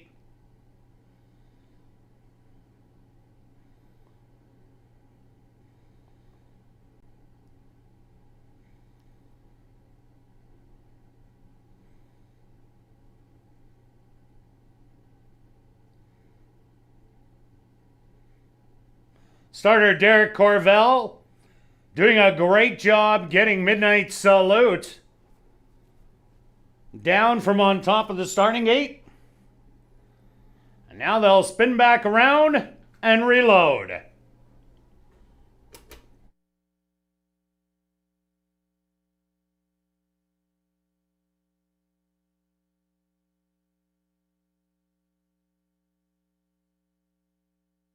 Ladies and gentlemen, we have a late scratch to report, and this is a third race. Scratch number 2, Midnight Salute. Once again, a late scratch to report, and this is a third race. Scratch number 2, Midnight Salute. For those of you who wagered on number 2, Midnight Salute, it is a complete refund. For those of you who use number 2, Midnight Salute, in your pick 5, pick 3s, the favorite at post time will be substituted. Late scratch here in the third, scratch the 2, Midnight Salute.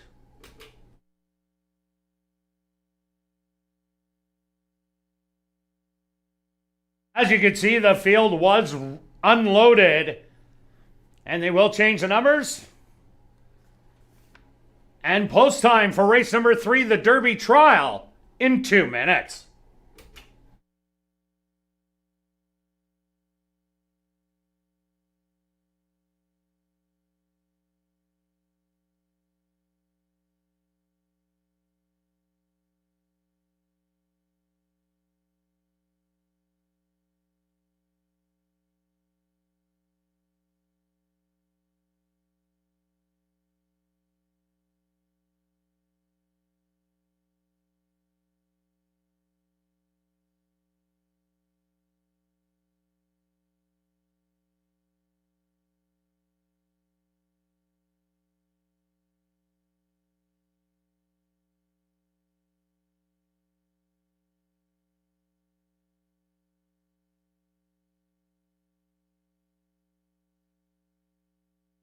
It's Taquito now goes back in.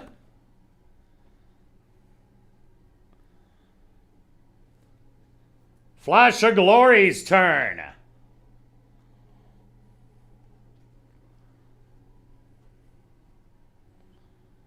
Warriors Hero set to step up and in.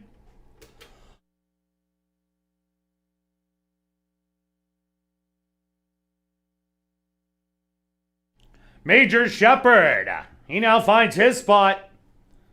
2 left to load. City Champ, looking for 5 in a row. Currently the 1 to 2 choice on the board.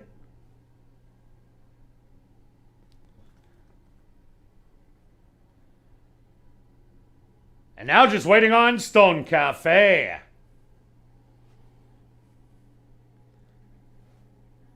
They're all set. They're at the post. And they're off in the Derby Trial. From the inside, Wits Taquito. Showing some early speed, as is Major Shepherd, who now takes over as the early leader. Stone Cafe on the outside in second. Heavily restrained in between horses in third is City Champ with Taquito with a rail hugging effort. Then a couple lengths back is going to be Flash of Glory and Warriors Hero. The opening quarter, 24-2. Major Shepherd has that lead by a length. City Champ now starting to engage the leader 3 wide and is only a half length out of it. With Taquito still hugging the rail. Stone Cafe back to 4th. Then it's Warriors Hero making a bid 3 wide. And the trailer Flash of Glory, the half, 49-4. It was slowed down for that second quarter, 25-2. On the inside, still Major Shepherd is right there. Unseating the rider is City Champ, who is now out of it. With Taquito is in second. Third on the outside, trying to make up ground. Warriors Hero coming up the fence. Stone Cafe and Flash of Glory coming from way back on the far outside with a chance.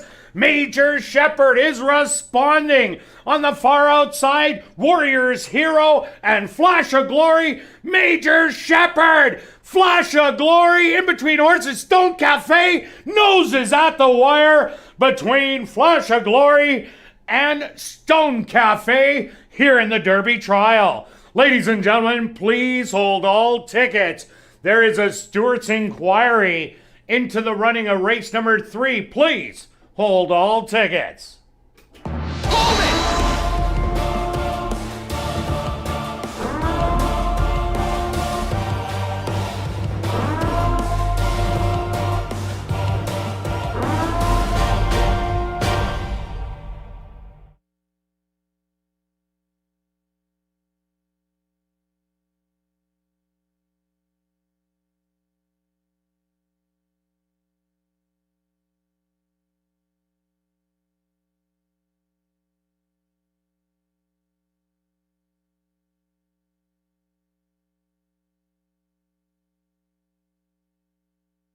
The Stewarts have requested a photograph to determine the winning horse. They went the opening quarter 24-2, the half 49-4. 6 furlongs, 115. Time for the mile, 1:43-1.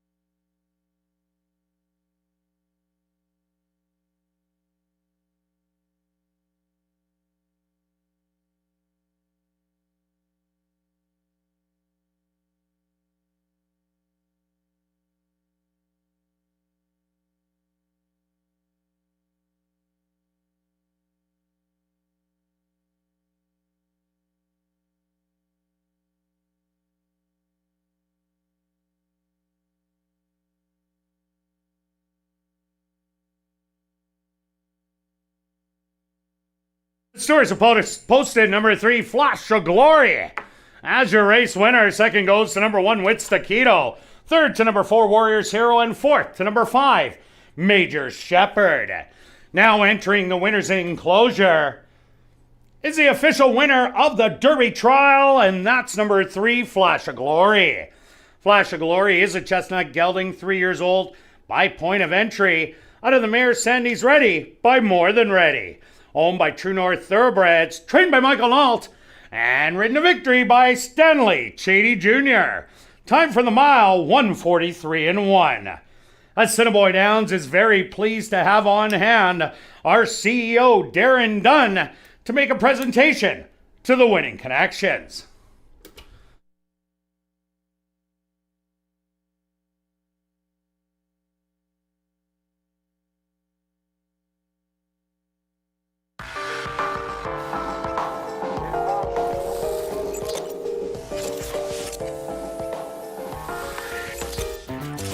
Race 3 is official in the upcoming 4th race. Kicking off $25,000 guaranteed pick 4 wagering. There are no changes, but we will carry on with the rest of the changes in this evening's pick 4. And easy to say, there's no changes in race 5, 6, or 7. $25,000 guaranteed pick 4 wagering starts right here in race number 4.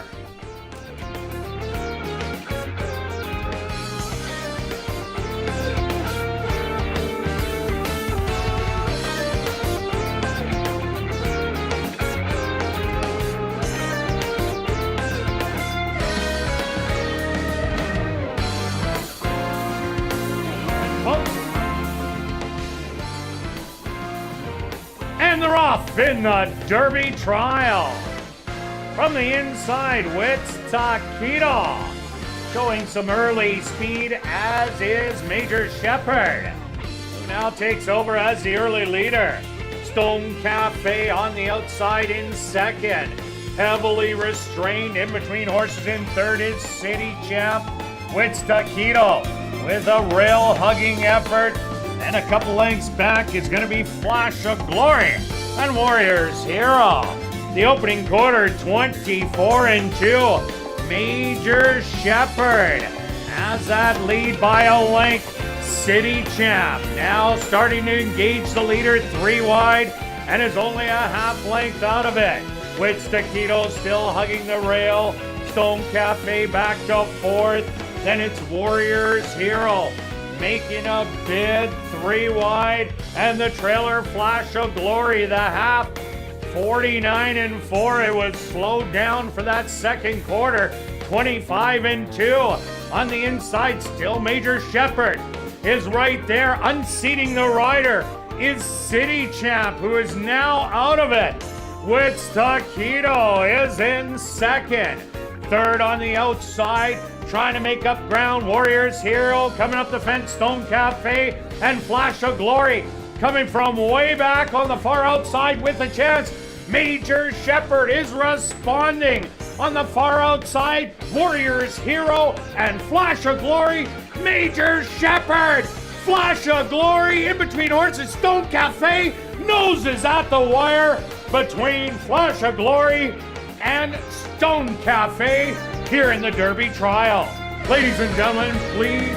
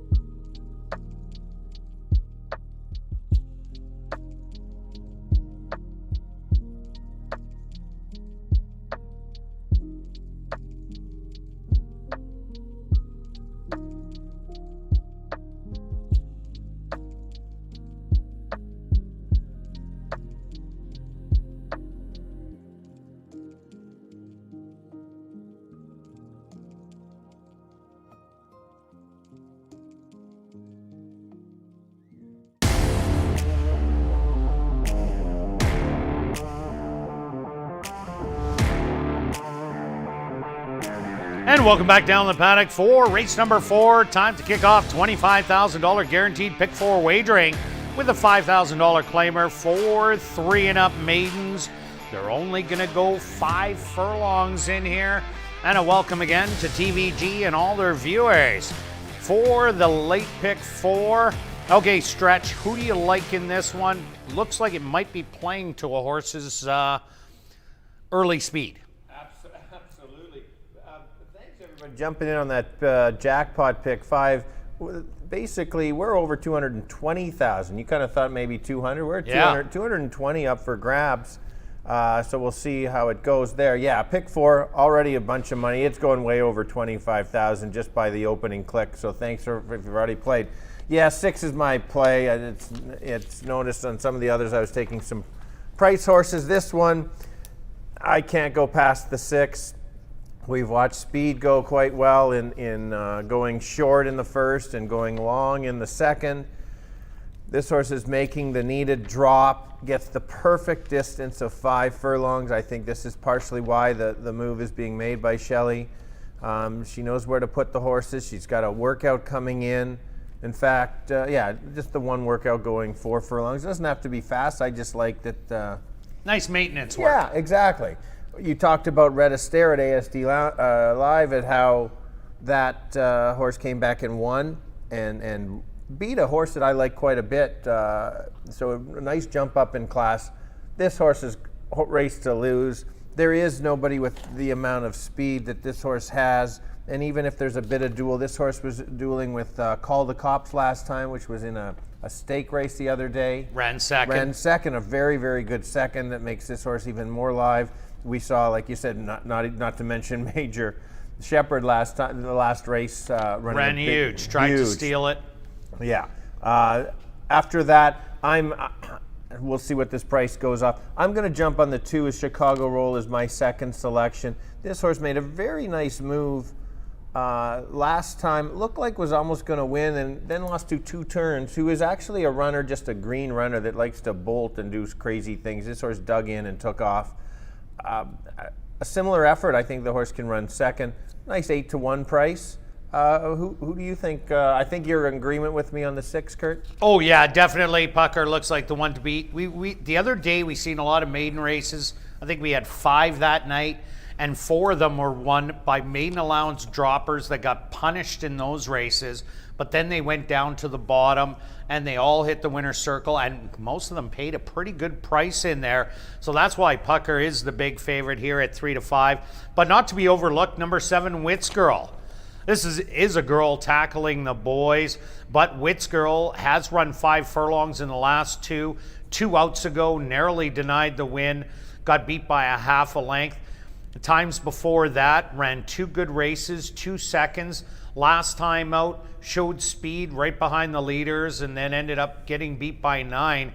But the winner and the second place horse came back to win, and those 2 horses We're 8.5 lengths ahead of the field. So there's only a length and a quarter out of third money in there. So Wits Girl has brought it every single time. You're getting 11-1 on a Jerry Gorno horse who fooled us in the last with Wits Taquito, who ran lights out. And that was also a state-bred Texas horse, but a 3-year-old boy. This is the girl. So this one, if it runs any kind of race like that one did, it could be the upset or a pucker, but I'm with you. Pucker, the one to beat. One other horse to talk about. Let's talk about number 3, Benroy. Ran a huge race 2 outs ago against Two Terms in New York Proud. Two Terms in that race ended up getting disqualified from first, placed second. But the last time never got out of the gate, spotted the field some 25 lengths, but only got beat by 6 in the end. This one doesn't have a lot of early speed, but I think it'll be in the mix, and watch for a big late close. Yeah, I agree with you. I'm a little, maybe, you know, the ASD Racing Club owns this. It's a neat thing that they have. If you want to get involved own a racehorse, you can't. If you on the cheap. On the cheap, yeah. You're gonna, you have lots of people. Instead of putting lots of money, you get to own, you know, maybe a bit of a tail or something. But very neat concept. All for it. Normally they like their horse. They're a little cold. This will be the one that when the horse wins, because I didn't bet this time. I bet the last time, and so. No, I think they're still backing it. They're still backing it. All right, they're still backing it for sure. At least if you're an owner, throw $2 on it. It'll be the worst feeling ever if you didn't bet it this time. I don't think the horse can get there. I think the horse can be in the money for sure. That's my 3rd selection. For me, it's one of those. If I need the 6, if I don't take the 6, I need a bunch. And I just can't go with the bunch in here. Yeah, myself, I'm trying to get away with the 2 horses, Pucker and Wits Girl. And even though it's a girl against the boys, Australia Racing really showed me that it really doesn't matter. One of the top girls can beat up on the boys all day long. Where I grew up when I started here 30 years ago, that girls always had no shot against the boys. But Australia showed me that that's absolutely different. And definitely can make a big play. There is a late equipment change here in race number 4. Number 5, Peb, will race with blinkers on. That's here in the 4th race. Number 5, Peb, an equipment change, will run with blinkers on. All right, let's go to our selections here in race number 4. And of course, kicking off the pick 4, we're both chasing it. All right, Stretch, you're a little thin. Well, but you got a $4 ticket. Yes. So I've decided I've got 3 keys, and so it's one of those. I'm gonna. That's the ticket I'm posting. Every ticket I post on there, I do play. Now, there's not enough room to play other ones, but I would be rolling it. I would have the 6 and then a bunch, and then I might take a bunch with here, and I like your ticket in the last. I might play a $1 ticket. Kirt goes 6 with those horses, key the other 6 and take all in the last. I could have played that. So that's, but I've decided that's the ticket today. But I do like your ticket as well. Well, I spent a little more. I spent 90 the other day on Wednesday, and I actually hit there. I thought there was a chance that there were some good prices, and that's kind of the way I'm playing the ticket again today. No keys on it. 2 horses, 3 horses, 2 horses, and round out with 5 horses in the last leg, because the 8 is going to be the odds-on choice, no doubt about it. Bite the bullet, bro. But if it gets beat, then your price goes up 5 to 10 times, and I kind of like that. So my ticket is $60. Good luck with all your wagers here in race number 4, and we'll see you back for race 5.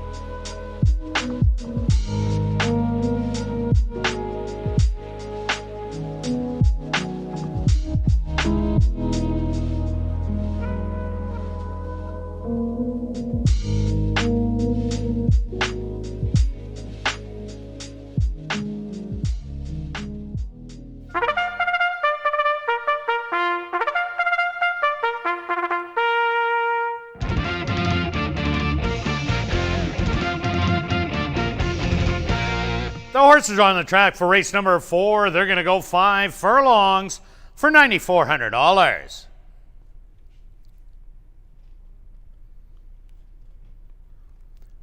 Number 1 is Twisted Oliver, owned by Deborah Fancy, trained by Larry Sizik with Richard Mangley. Number 2 is Chicago Roll, owned and trained by Ryan DeJarlis, Nyrone Austin aboard. Number 3 is Ben Roy, owned by the Assiniboia Racing Club, trained by Devin Gittins with Sheldon Chickeness. Number 4 is Master Slam, owned and trained by Ryan DeJarlis, Jorge Carreño aboard. Number 5 is Peb, with that equipment change blinkers on, owned by High Road Stable, trained by Tiffany Husbands with Neville Stevenson. Number 6 is Pucker, owned by Shelley Brown and Steve Holborn, trained by Shelley Brown with Leroy Nelson. Number 7 is Witt's Girl, owned by Henry Witt Jr., trained by Jerry Gorno with Rafael Zentino Jr. Rounding out the field is number 8, Light My Fire, owned by Just for Kicks Stable and Boss Baby Racing, trained by Sean Morin with Antonio Whitehall. $25,000 guaranteed pick 4 wagering here in race 4. They go to post in 4 minutes.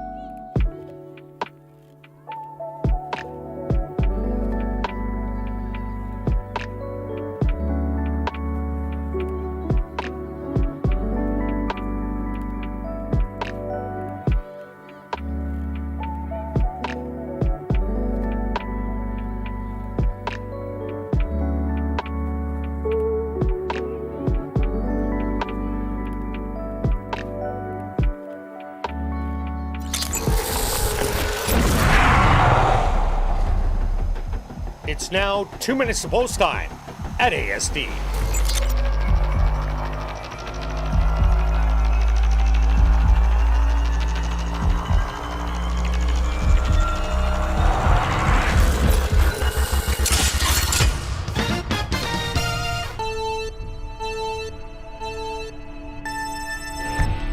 right, field of 8 going only 5 furlongs. Make note that it's a shorter race than usual, 6.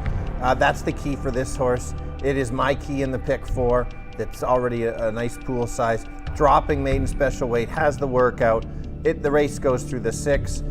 We've seen Speed doing well. We've seen this horse is lost to doing very well. After that, it's wide open. If the horse decides to give it up, 2 or 3 would be my long shots. But for me, it's the 6. Kirt? I'm with you, Stretch. I really like number 6, Pucker, in here, dropping speed from maiden allowance. But the horse I like with it is the girl against the boys. Number 7, Wit Girl. She brings speed to the race also. Narrowly denied 2 outs ago, losing by a half a length. One lost last time out to 2 horses that won that were almost 8.5 lengths ahead. Length and a half out of third. I have it down with these 2, 6 and 7, with the 2 and 3 on the bottom. Good luck here in the 4th.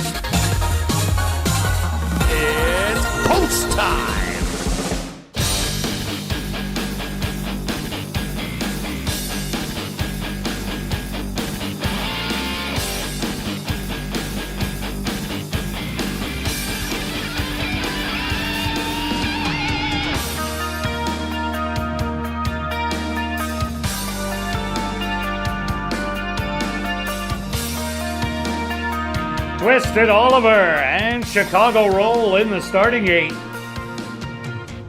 Master Slam is in. Peb now steps up and in.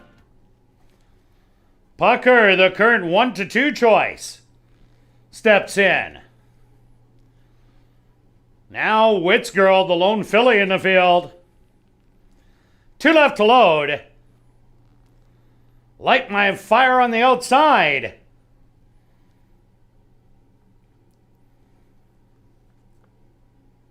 And now just waiting on Ben Roy.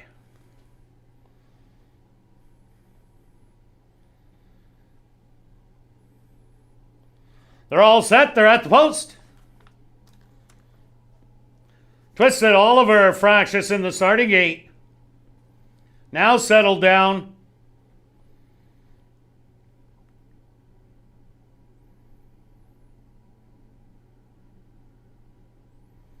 And they're off. From the outside, that's Pucker, who's showing some good early foot to the outside. Light My Fire. Wits Girl in between horses, making it a 3-way battle for the lead. Settled back 4 lengths. That's going to be Chicago Roll with Ben Roy to the outside. Peb making up ground on the inside. Another 6 back to Master Slam and Twisted Oliver, the trailer. 23-2 the opening quarter, and Pucker now has that lead by a length and a half. Back to second, Wits Girl, Light My Fire. Still trying to keep with them. Rallying from the outside, Chicago Roll and Ben Roy. Pucker spins out of the turn with the lead by 3. Rallying from the outside, Ben Roy and Chicago Roll. 16th of a mile to go. It's all Pucker who's going to hang on and get the win. Second's going to go to Ben Roy. Third to Chicago Roll. And fourth to Peb.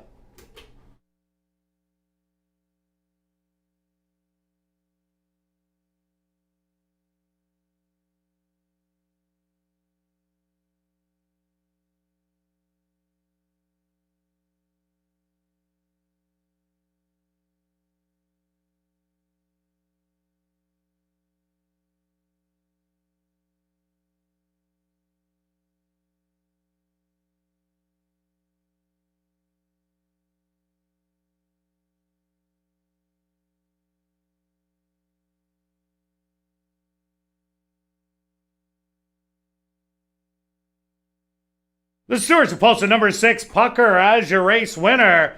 Second goes to number 3, Ben Roy. Third to number 2, Chicago Roll, and fourth to number 5, Peb. They went the opening quarter 23-2, the half 48-2. Time for the 5 furlongs, 101.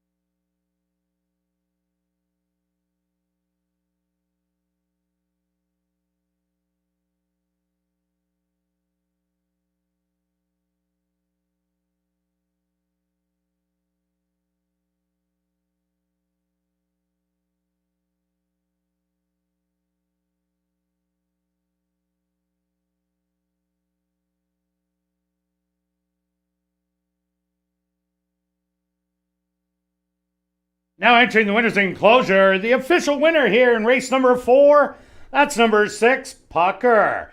Pucker is a bay gelding, 3 years old, by Adios Charlie, out of the mare Our Lady of Liberty by Sky Mesa.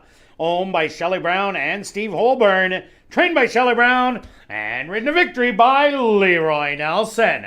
Time for the 5 furlongs, 101.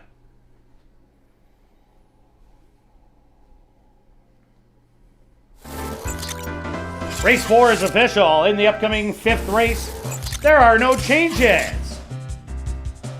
Late pick 3 starting in race number 5.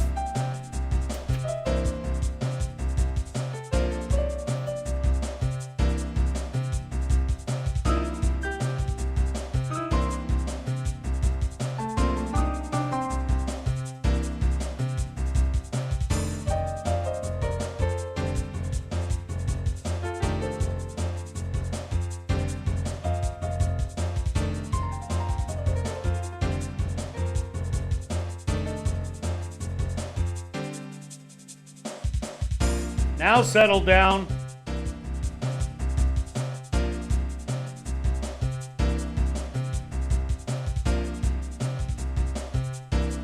And they're off.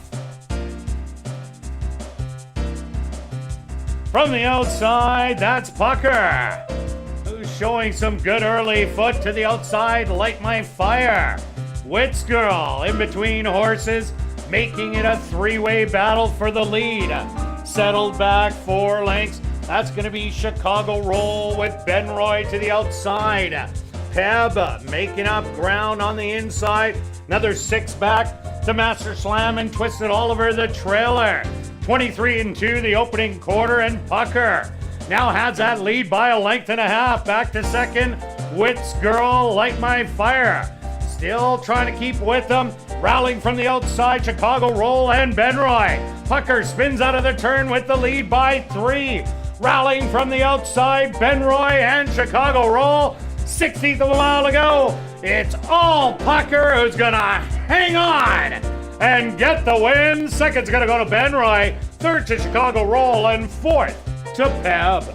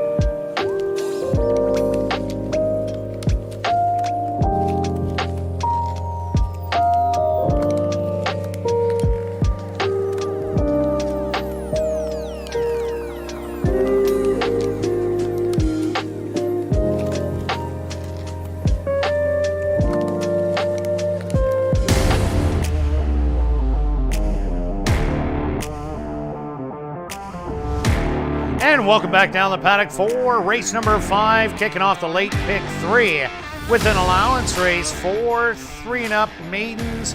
They're going to go 6 furlongs. And a special welcome again to TVG joining us in the late pick 3 stretch. What's going on in here? Well, let's start by thanking everybody on the betting into the biggest pick 4 pool so far this year, over 68,000. Thank you very much for that. TVG. Great job, guys. Yeah. Love to see it in and our thanks pools. Thanks for TVG. If you're a TVG customer on the pick 5, they threw in a couple $1,000 that you get to split out of theirs if you were an account holder there. That's a neat promo. And then Twin Spires with 5,000 on the pick 4. Wow, appreciate all that, everybody tuning in and taking a shot. So hopefully you're still alive. A little tricky. Last race was a nice, pretty easy straight single. Great move on the trainer, recognizing 5 furlongs might have been about the limit of the winner. You could see the horse really starting to get tired, maybe 5.5, but it's just a smart training move to drop and pop and go from there. So and wait till they go longer. Ben Roy, the horse that ran 3rd, that I had picked ran 2nd. I had it picked 2nd in there last race. Wow, if that race was any longer, Ben Roy just might have got there. Yeah, getting better each time. So the ASD Horse Owners Club have an improving horse. Moving on, this is a wide open race, I think. I'm going to start with my top selection. I thought I would get some value, and I'm getting some value. I'm going to go to the 4 horse for a bunch of reasons. I watched the replays on all of these races. Like, why would I watch a race? The horse had finished 8 beaten 52. Thought the horse was still trying to figure it out a bit. And then you look at the turf. It was on the turf. That might be the only little bit of worrisome. The best race was on the turf. But it looks like maybe turn the corner to figure out if the horse is starting to learn how to run a little better. Those workouts are so good. To be a maiden running a bullet going 48-1, it's one of the faster 4 furlong works that I can remember recently. Definitely. Yeah, and so Jared picks it up. He's been on fire lately. He's been winning a bunch of races, getting a lot of in the money. He's very good with not a lot of starters and gets that. So that is my top selection. Like I said, taking a bit of a shot because I think I'm going to get the value. My second choice, and then I'll let you jump in there, Kirt, is the 5. Ran a very nice race going long, but hesitant to going to be the odds on one of the bigger favorites. That's why it's not going to be my top selections in my pick 4 sequence. Was in for 5, up to maiden special weight. So you got to decide, was that a legit maiden special weight race? We'll have to figure that out. But that horse woke up. Very good figures going 7 furlongs. Like the cutback, speed has been holding today. We saw, the favorite last race, but did go gate to wire. So I've got it 4 and 5, and then it's after that. Who were some of your price horses? Yeah, I like both of your selections, but I also like number 1, Devil's Time. This is a Manitoba bred against Open Company. 2 outs ago, ran against Not Afraid, who won by 8.5. It was only a length out of second, and Call the Cops came back in a stake race, ran second. The 3rd place horse, Crown Royal, came back to win at a maiden 10,000. And you see last time out, ran against Red Astaire and Major Shepherd. Major Shepherd was in the Derby trial. Red Astaire came back to win an allowance non-2 lifer. This is much easier than Devil's Time tested in its last start. It is sitting on a win, draws the rail, has good tactical speed. So I think it's going to be a big player. And also number 2, Not a Doctor, coming out of the Craig Smith barn. He's 36% with maiden allowance winners, and first-time starters, he's 27%. Bunch of 5/8 of a mile works in Alberta at Century Mile, and a couple bullet moves so far here at Assiniboia Downs, including a 49-1 to start it off. And I seen Craig Smith had a horse in Alberta run a mile first time in a maiden allowance race. And what happened? Last to first, won it easy, and was nominated for the Derby trial, but didn't come. So Not a Doctor, you're getting great odds right now at 8-1. Horses are hitting the racetrack, so we'll go straight to our bets here in race number 5, Stretch. What are you doing? I'm doing my usual win place, double up the place. So I only need, I get $3 to place. I break even. I should have done that on the earlier race when it was $18. Just a small 10 win, 20 place. You saw my sequence bets. I've got 6 horses in here. Yeah, that's all I got. And myself, I don't think the one's going to get enough respect, so I just went 25 to place on the one. If I get a $5 place price, I am very happy with that anytime. Good luck with all your wagers here in race number 5, and we'll see you back for race 6.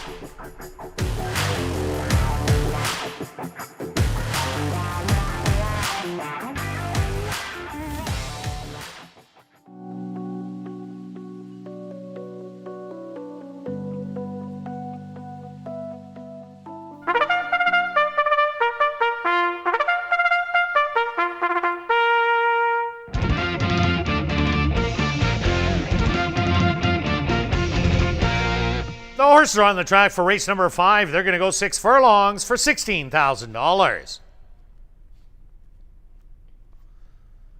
Number 1 is Devil's Time, owned and trained by Steve Thompson. Rafael Zentino Jr. aboard.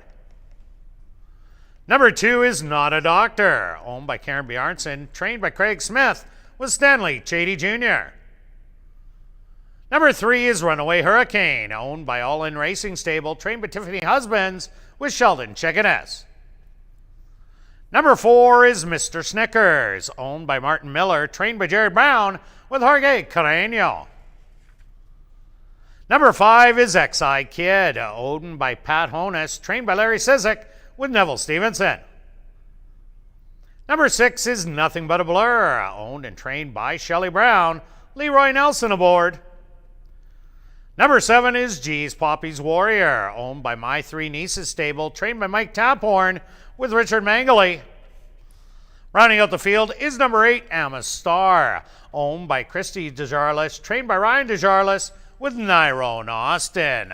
Post time for race number 5, 5 minutes away.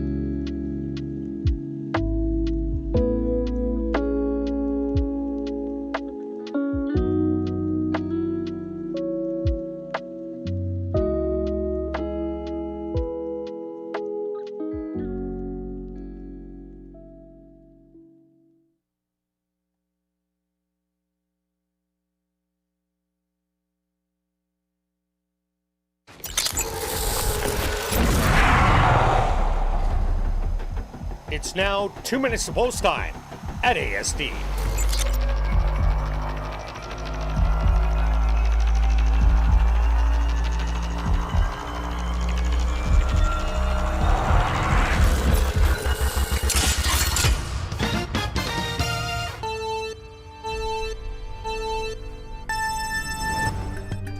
All right, we are back to 6 furlongs, maiden special weight.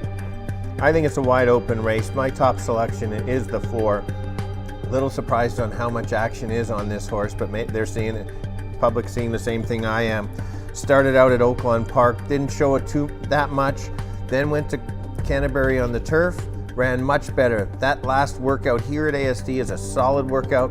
I think this horse has woken up, figured out how to run, and if it has, watch out, could be the horse. Hoping for a better price, but 4 is my top selection. Kirt. Yeah, I'm with you, Stretch. I do like Mr. Snickers in here. This is a wide open race, but I also like number 1, Devil's Time. The 2 horses he ran against last time out, both would be about the 1 to 5 variety in this race. Sir Pucker was actually in that race that did win race number 4 and was more bet than Devil's Time was, but Devil Time only, they ran away from him late. 7-1, and the 2 Not a Doctor, a firster that could have talent. Good luck here in race 5.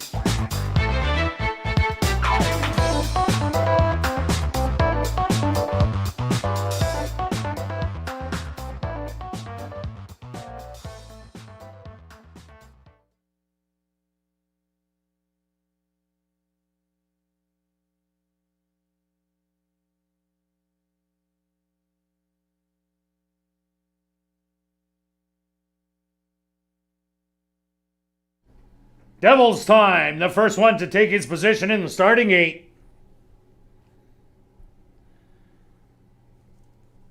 Next up, one of two first-time starters, Not a Doctor. Walks in.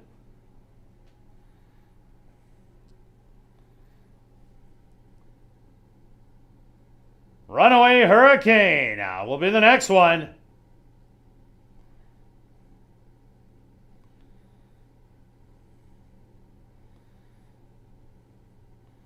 Mr. Snickers. The slight second choice at 2-1 set to move in.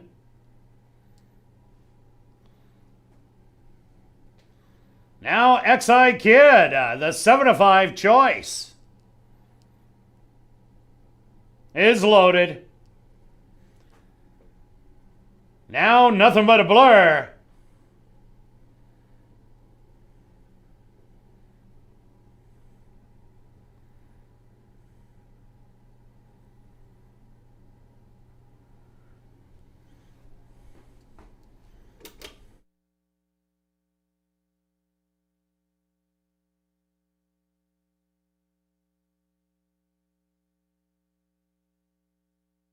Now just 2 left to load. G's Poppy's Warrior. Now just waiting on Emma Star.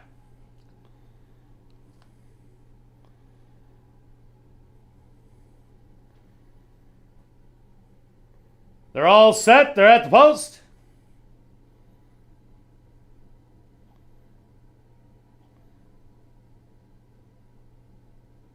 And they're off. Little bit of a sluggish break for Runaway Hurricane and Not a Doctor. From the outside, Emma Star is showing some great early speed, as now opens up an early 3-length advantage. XI Kid sitting there second, trying to creep up in third. G's Poppy's Warrior. Nothing But a Blur hugging the rail in fourth. Not a Doctor recovering in fifth. Then it's Mr. Knickers in sixth. 3 more back to Devil's Time, and well back to Runaway Hurricane, who had trouble out of the gate. The opening quarter, 24 seconds. And it's XI Kid and G's Poppy Warrior. Mr. Snickers makes a 3-wide bid through a half in 48-1. Not a Doctor looking for space on the rail. They hit the lane, and it's XI Kid with the lead. Mr. Snickers now goes on by. A late rally, Not a Doctor. Mr. Snickers is going to get it done in here. Mr. Snickers by 3. Not a Doctor finishing second. XI Kid in third. And fourth goes to Devil's Time.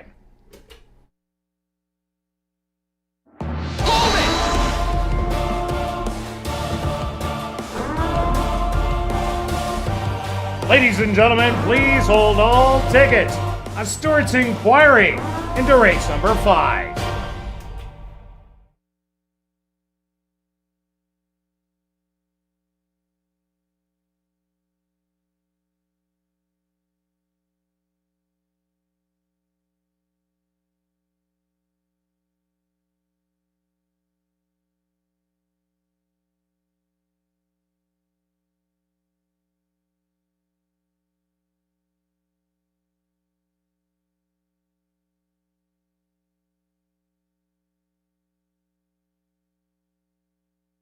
Stewart's opposed to number 4, Mr. Snickers, as your race winner. Second goes to number 2, Not a Doctor. Third to number 5, XI Kid. And fourth to number 1, Devil's Time.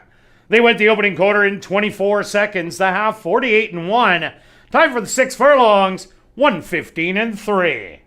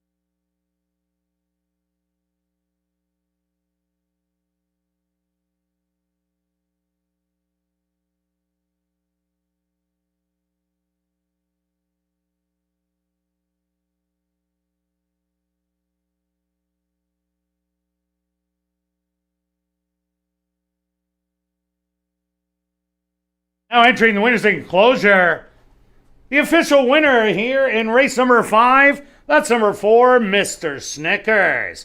Mr. Snickers is a bay colt, 3 years old, by Empire Maker, out of the mare Sis City Slew, or by Slew City Slew, owned by Martin Miller, trained by Jared Brown, and ridden to victory by Jorge Carreño. Time for the 6 furlongs, 1:15 and 3.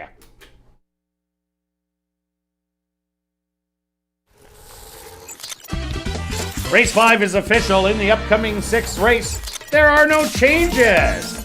Late double wagering starts in race number 6.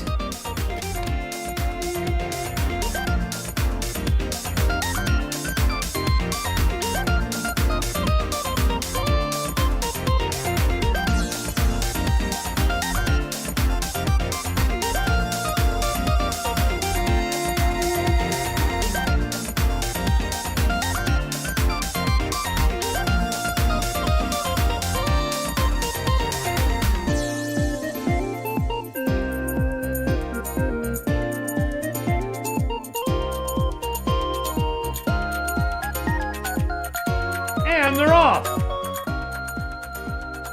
Little bit of a sluggish break for Runaway Hurricane and Not a Doctor.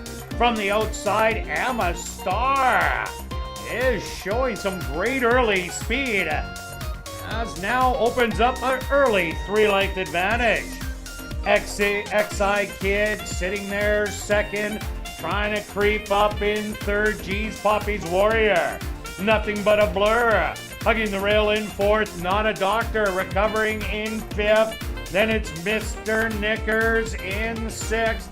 3 more back to Devil's Time, and well back to Runaway Hurricane, who had trouble out of the gate. The opening quarter, 24 seconds. And it's XI Kid and G's Poppy Warrior. Mr. Snickers makes a 3-wide bid through a half in 48 and 1. Not a Doctor looking for space on the rail. They hit the lane, and it's XI Kid with the lead. Mr. Snickers now goes on by a late rally. Not a Doctor. Mr. Snickers is gonna get it done in here. Mr. Snickers by 3. Not a Doctor finishing second. XI Kid in third, and fourth goes to Devil's Time.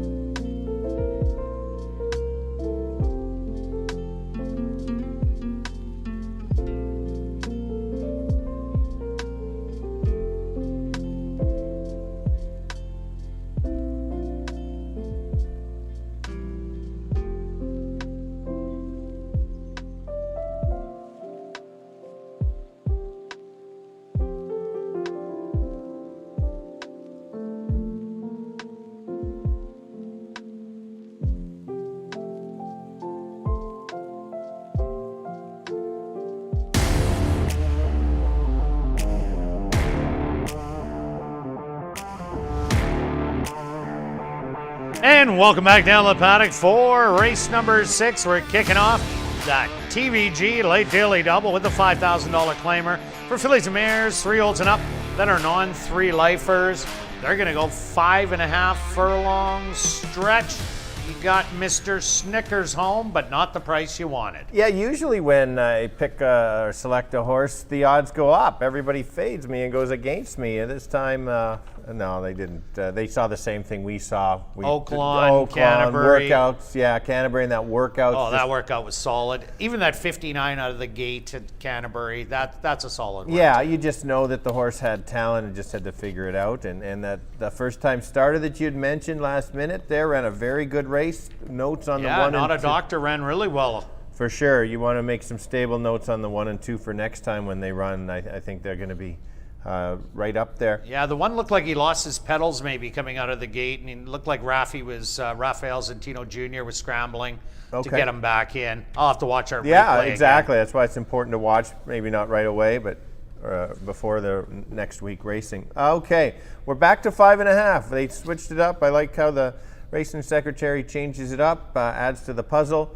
Bit of a match race here between my selection and Kirt's selection in here. I'm a fan favorite of both of them, so it made it tricky. If they were either one was not in the race, it'd be a standout selection. I decided to go to Kate's Princess for a few reasons. One, I used my figures in that last race are better than the race figures on the 4. So then that's why I went to that one.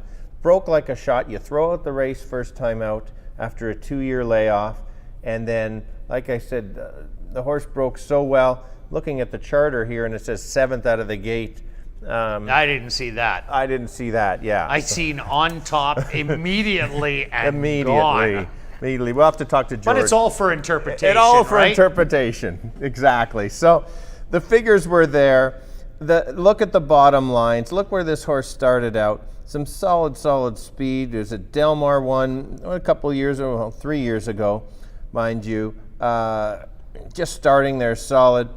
Jared is very good with these type of horses. He finds a way to get the horses back on health. 3rd start, that's why the other thing is I think this horse potentially can even improve off that effort. And if it does, watch out.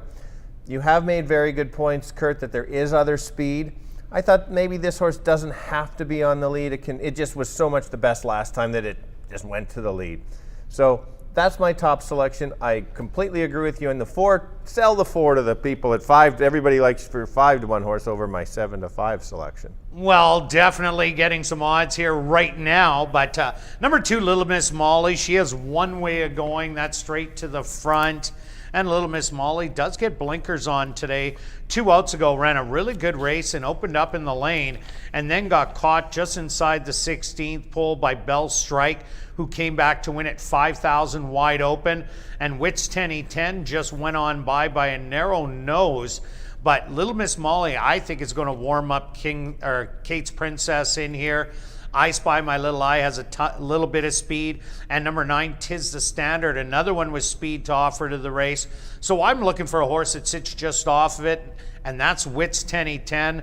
Was a winner in a stalking roll 3 outs ago.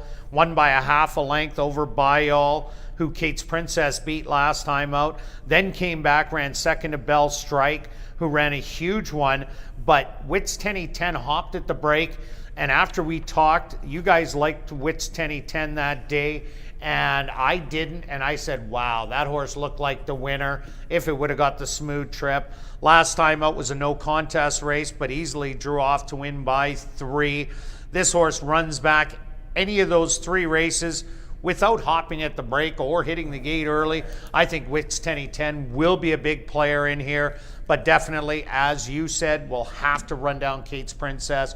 With a little bit of improvement, I still think it's these 2, but there is others that do have a shot. Yeah, absolutely. Sue's Easter Girl ran a nice race. Wasn't going to beat Wits last time, but 2 back. I always like when a horse wins big and then kind of an even effort, and that's a pretty good race on June 14th. So I do like that. The horse is not one of those complete losers that has 30, 40 starts and 1 or 2 wins. At least it's had some success, especially this year. Last year in 2020, coming from Remington, not showing much, and then since it's been here, 3 for 3 in the money. So that's my kind of my third place horse. If maybe 4 or 6 kind of regress a little bit, maybe get second. Yeah, another one you might want to throw in, getting a little bit of odds. Number 3, Legendary Song. Good first outing. This horse ran second to Lady Sunset, who was the speed of the race.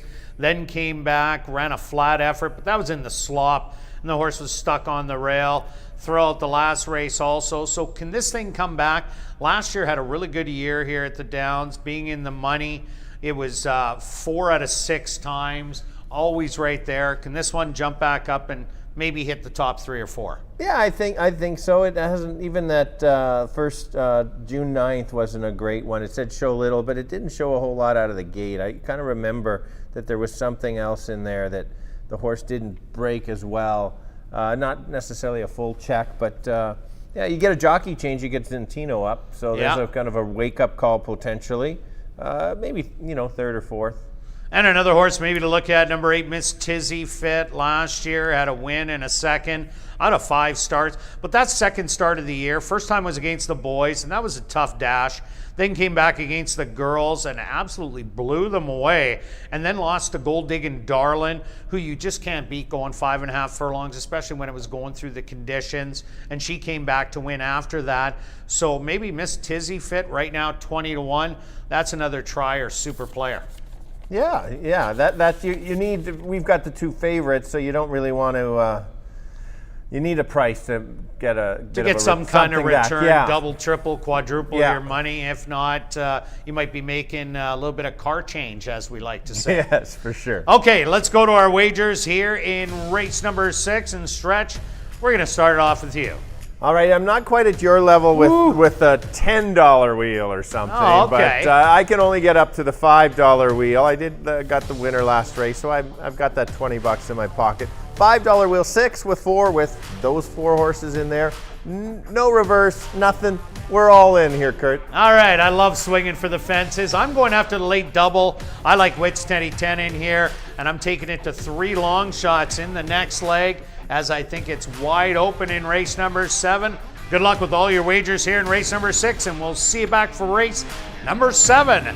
Jackpot High 5 wagering.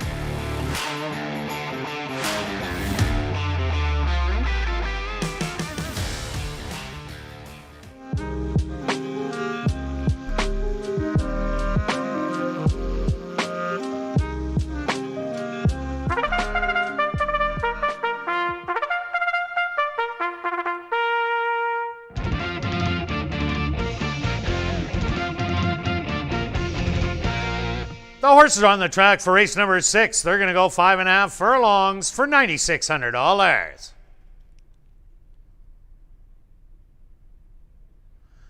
Number 1 is I Spy My Little Eye, owned by B&K Racing, trained by Mike Taphorn with Stanley Shady Jr.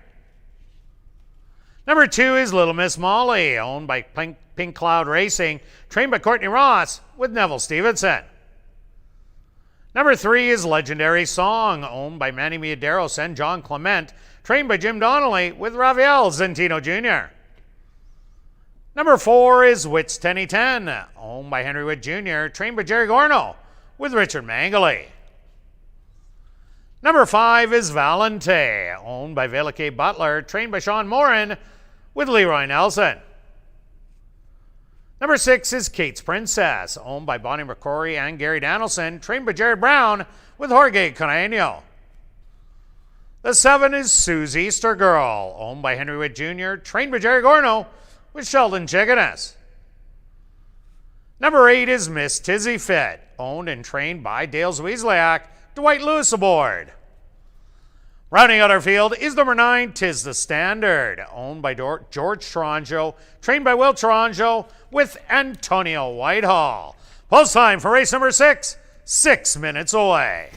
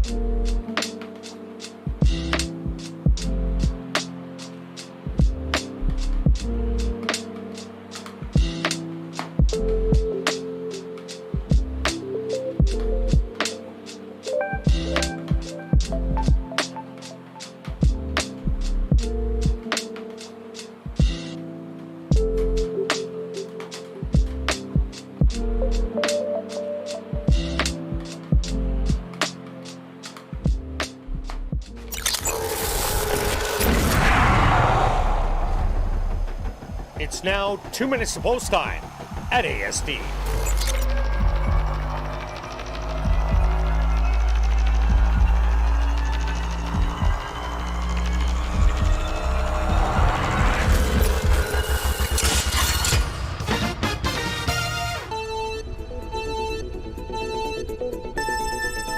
Okay, now we're going 5.5. We know this is a tricky condition. For me, I've got it down to the 4 and 6. 6 is one of my better value plays. I think I'm going to get a little higher. The odds are going to go up. This horse's figures are better than everything in this race if she runs back to her last race. Take a look from a couple years ago back at Santa Anita and Delmore. If she's close to that form, watch out. Third start off the layout. I think she could even improve. May not need the lead. If can stalk maybe the 2 take over, she's the horse to beat, but watch out for the 4. Kirt? Yeah, I respect Kate's Princess in here, but I like Witt's 10-10. This horse has not run a bad race since arriving at Assiniboia Downs, and that lone defeat running second had trouble getting out of the gate and cost probably 2 to 3 lengths, and that was the determining factor in the end, losing to Bell Strike that day. I love that her style is a stalking style, and 4 to 1. Love those odds. Good luck here in race 6.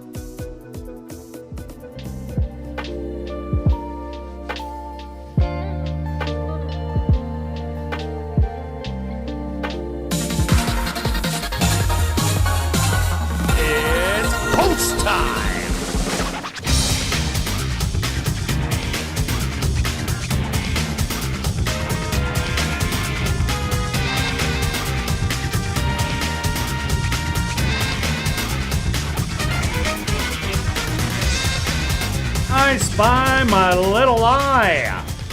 The first filly and mare in the gate. Next up, Little Miss Molly. Legendary Song steps in. Witty 10-10's turn.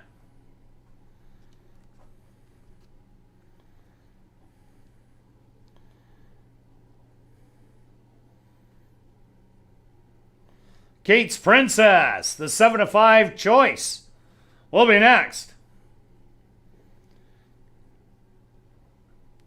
Now Sue's Easter Girl.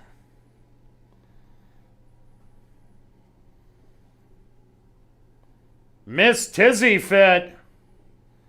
She walks up.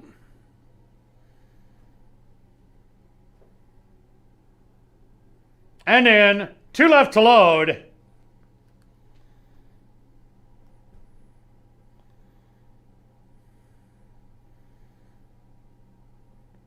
Valente will be first.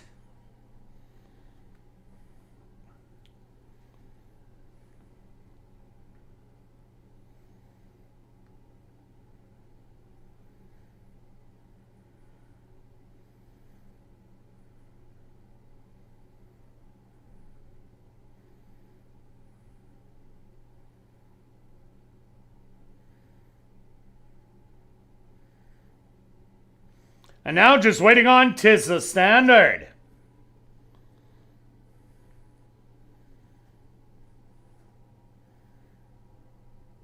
They're all set. They're at the post.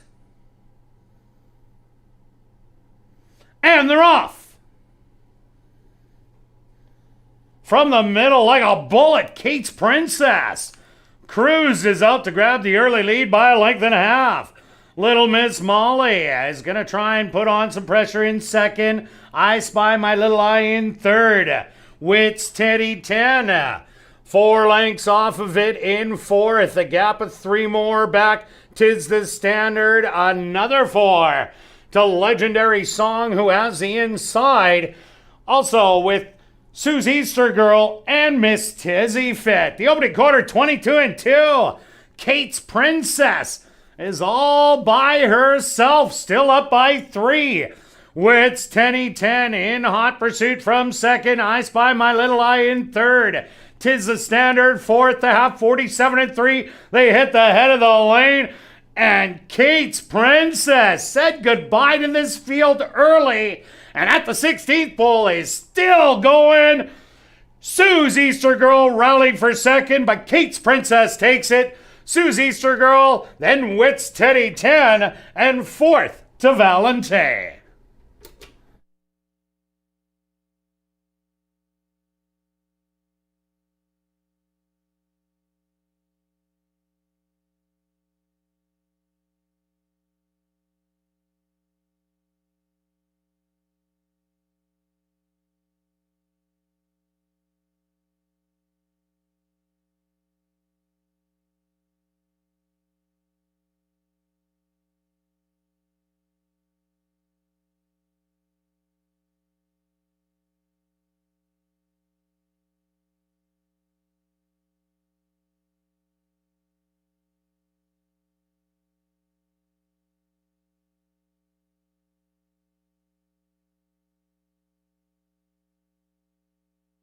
The stewards opposed to number 6, Kate's Princess, as your race winner. Second goes to number 7, Sue's Easter Girl. Third to number 4, Wits Tenny 10. And fourth to number 5, Valente. They went the opening quarter 22-3. The half 47-3. Time for the 5.5 furlongs, 107-1.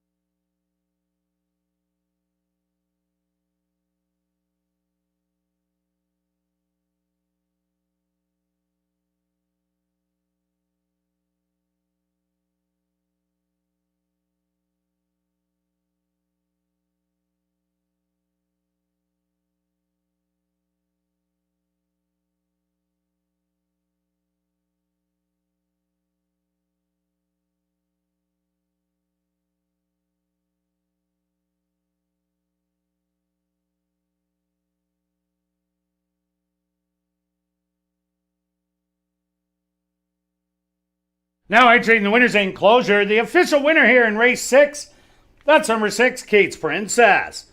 Kate's Princess is a grey roan mare, 5 years old, by Lucky Pulpit. Out of the mare Could Be Trouble by Minister's Wildcat.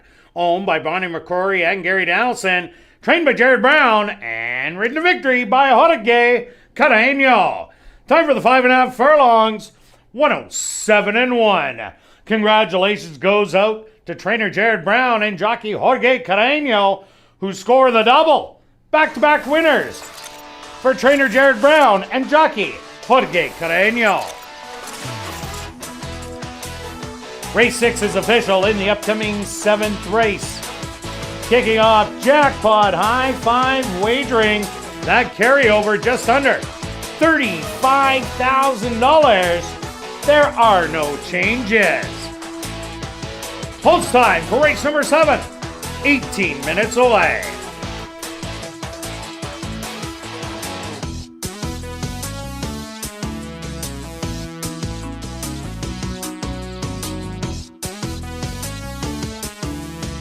They're all set, they're at the post. And they're off. From the middle like a bullet, Kate's Princess. Cruz is out to grab the early lead by a length and a half. Little Miss Molly is going to try and put on some pressure in second. I Spy My Little Eye in third. Wits Teddy 10. 4 lengths off of it in fourth. A gap of 3 more back.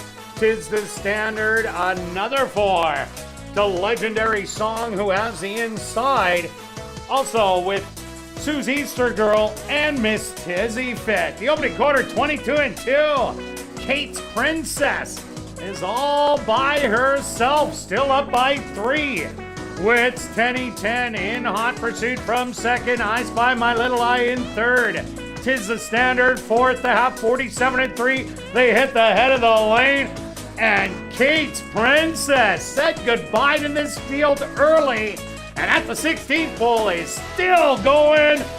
Sue's Easter Girl rallied for second, but Kate's Princess takes it. Sue's Easter Girl, then Wits Teddy 10, and fourth to Valente.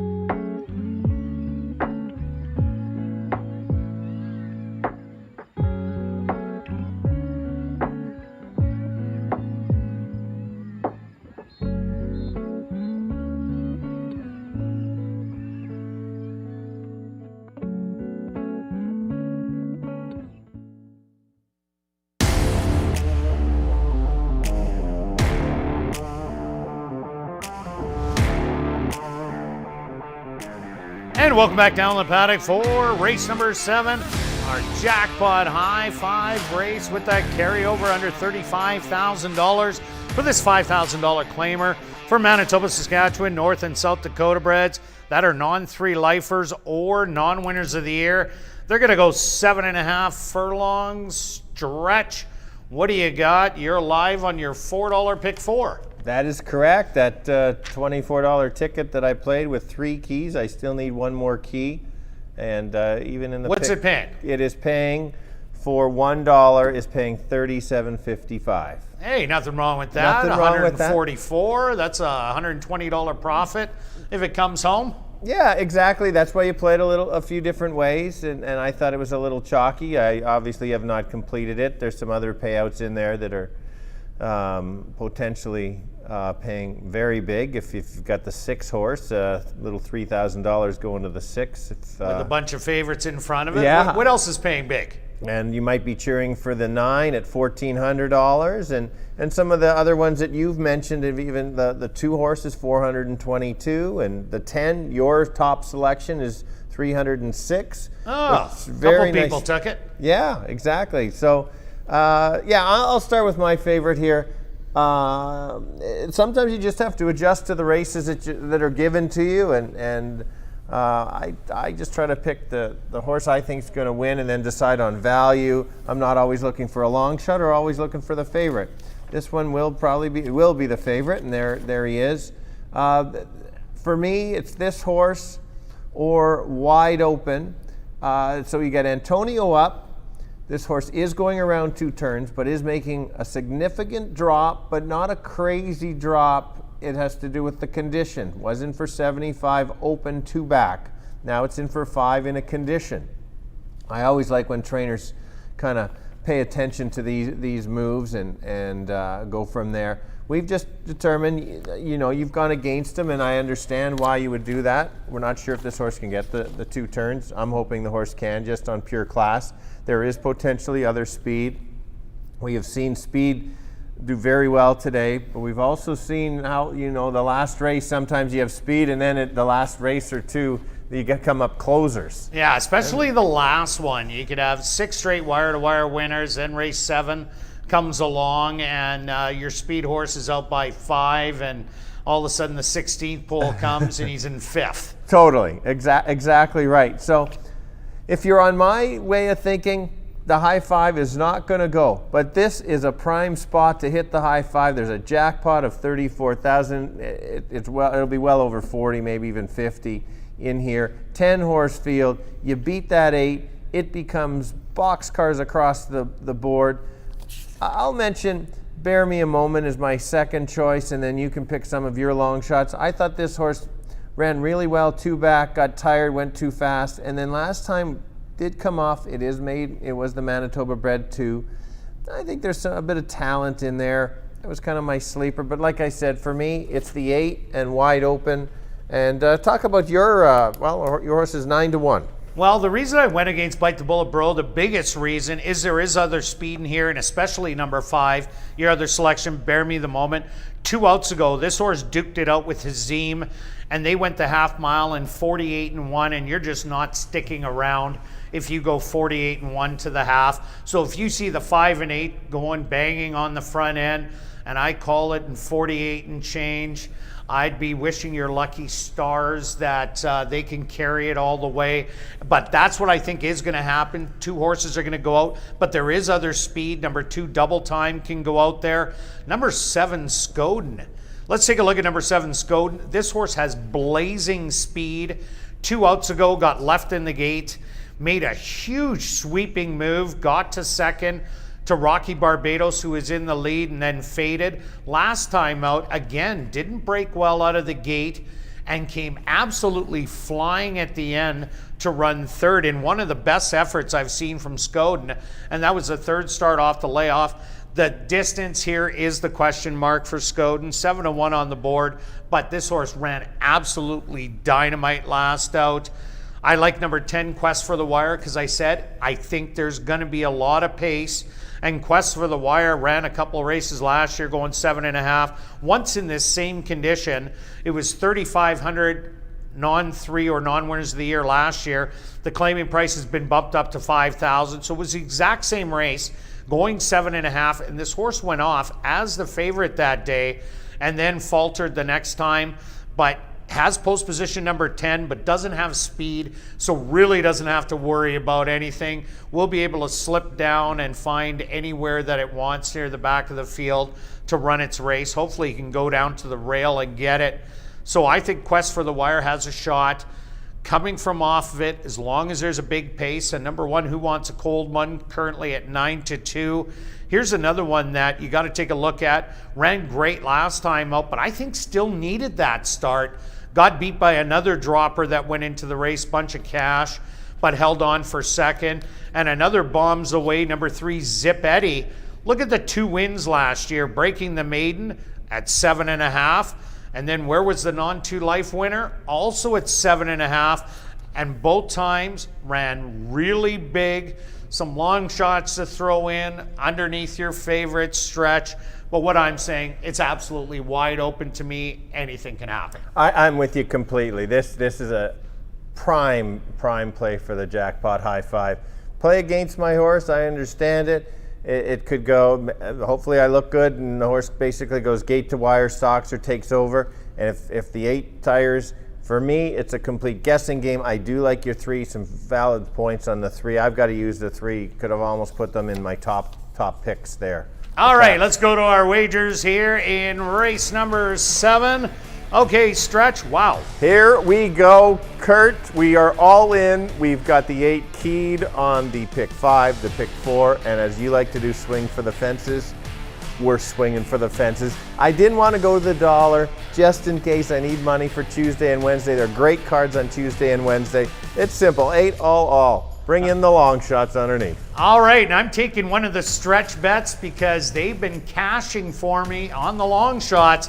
So I went to number 10, Quest for the Wire. 5 win, 10 place, and 15 show. Good luck with all your wagers here in race number 7. And we'll see you back tomorrow for ASD Live at 6:45 Central.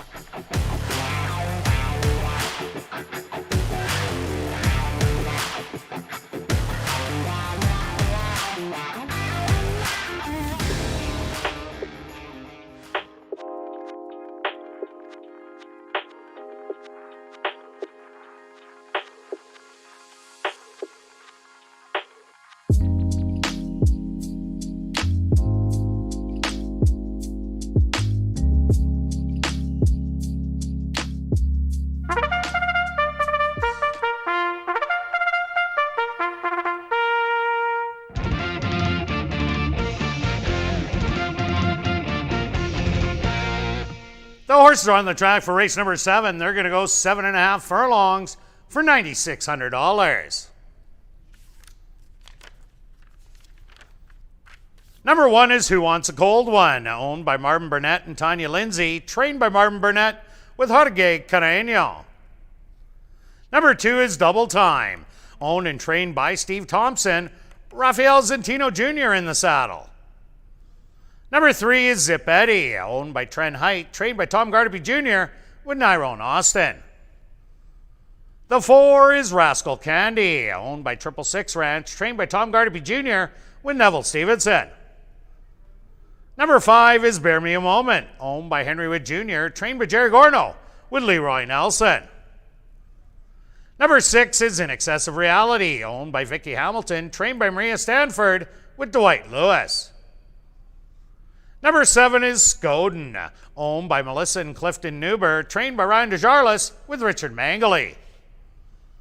The 8 is Bite the Bullet Bro, owned by Hardball Stable, trained by Stephen Gaskin with Antonio Whitehall. The 9, True Commando, owned by Lonzo Daly, trained by Fred Rawson with Stanley Chady Jr.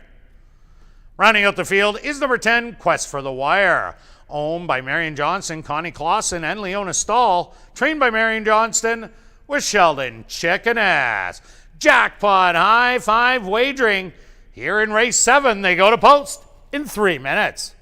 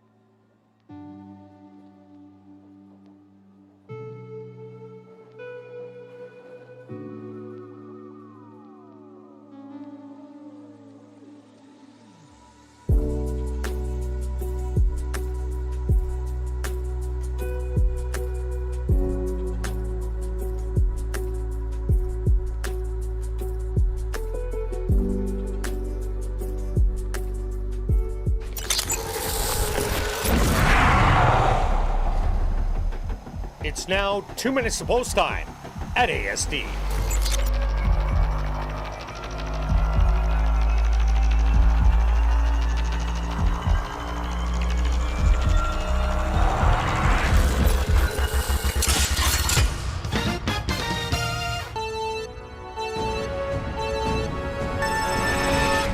All right, finishing off with another tricky race that we sometimes get the long shots in.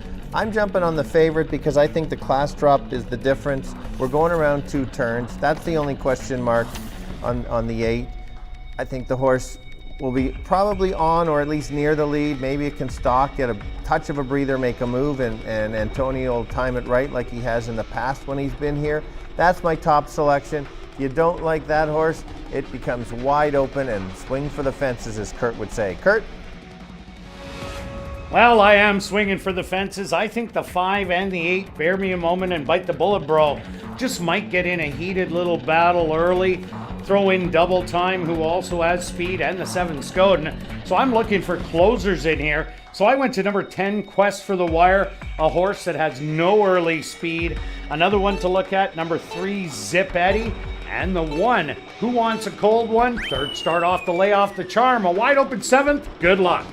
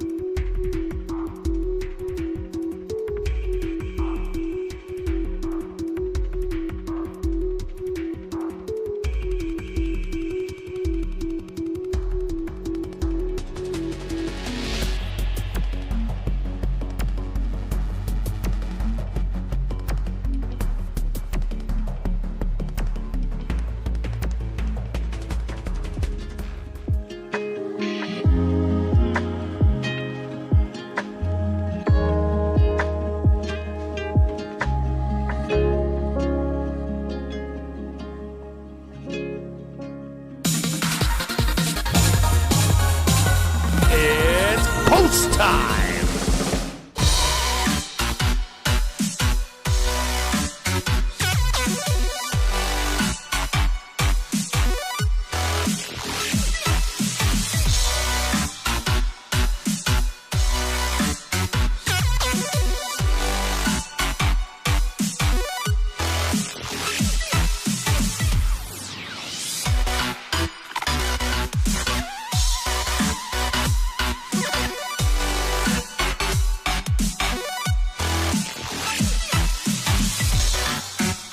Who wants a cold one? Leads the field in for the nightcap. Double time is loaded. Next up, Zip Eddie.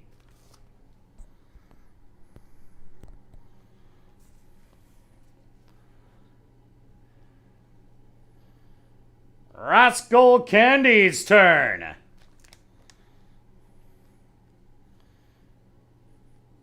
Set to go in, the co-favorite. That's number 5, Bear Me the Money. Bear Me a Moment.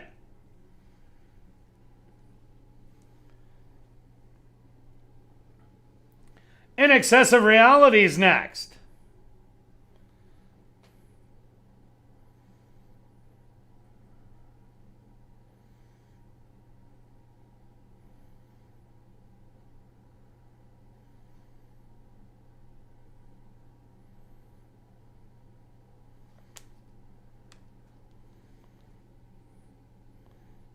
Bite the Bullet, Bro, the current 8-5 choice. Set to go in.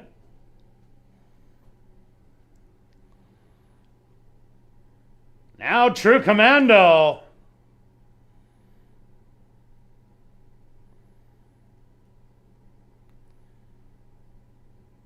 Two left to load. Skoden. Now just waiting on Quest for the Wire.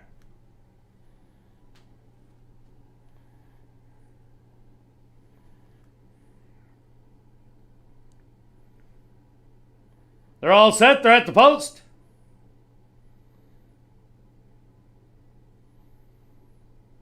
And they're off. Quickly from the inside, double time. Goes right after the early lead with Bite the Bullet, Bro. These two to get into the early action. Moving up in between horses, third. That's Bear Me a Moment, who now takes 4th position. Skoden also wants a piece of the front end and goes up to engage Bite the Bullet, Bro.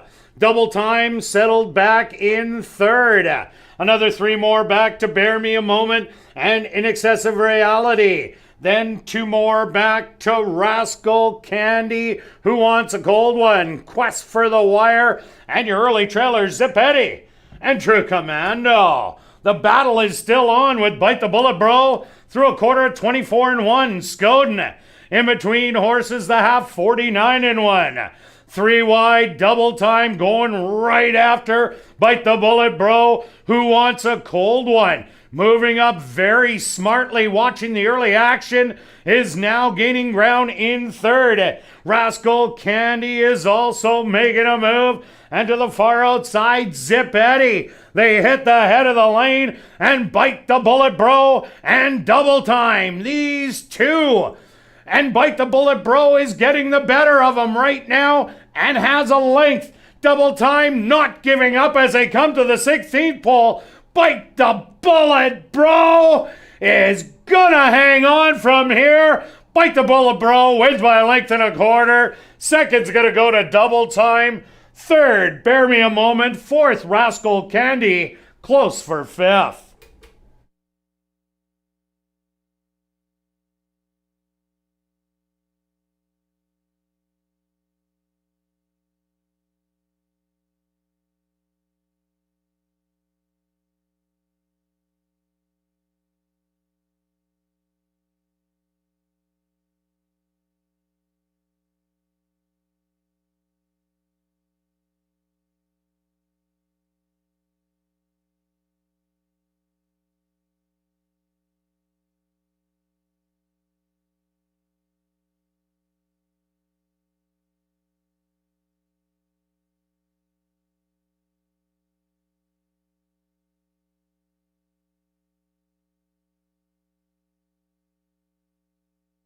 The stewards have posted number 8, Bite the Bullet Bro, as your race winner. Second goes to number 2, Double Time. Third to number 5, Bear Me a Moment. And fourth to number 4, Rascal Candy. They went the opening quarter 24-1, the half 49-1. 6 furlongs, 116-1. Time for the 7.5 furlongs, 137-4.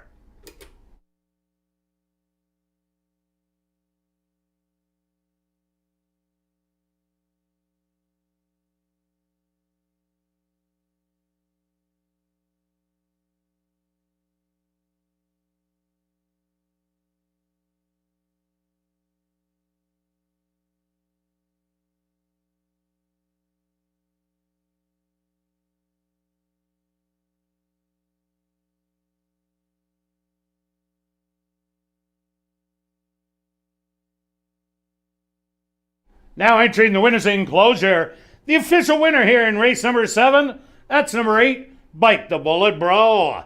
Bite the Bullet Bro is a chestnut gelding, 5 years old, by Giaponte, out of the mare Floating Sky by Malibu Moon. Owned by Hardball Stable, trained by Stephen Gaskin, and ridden to victory by Antonio Whitehall. Time for the 7.5 furlongs, 137-4.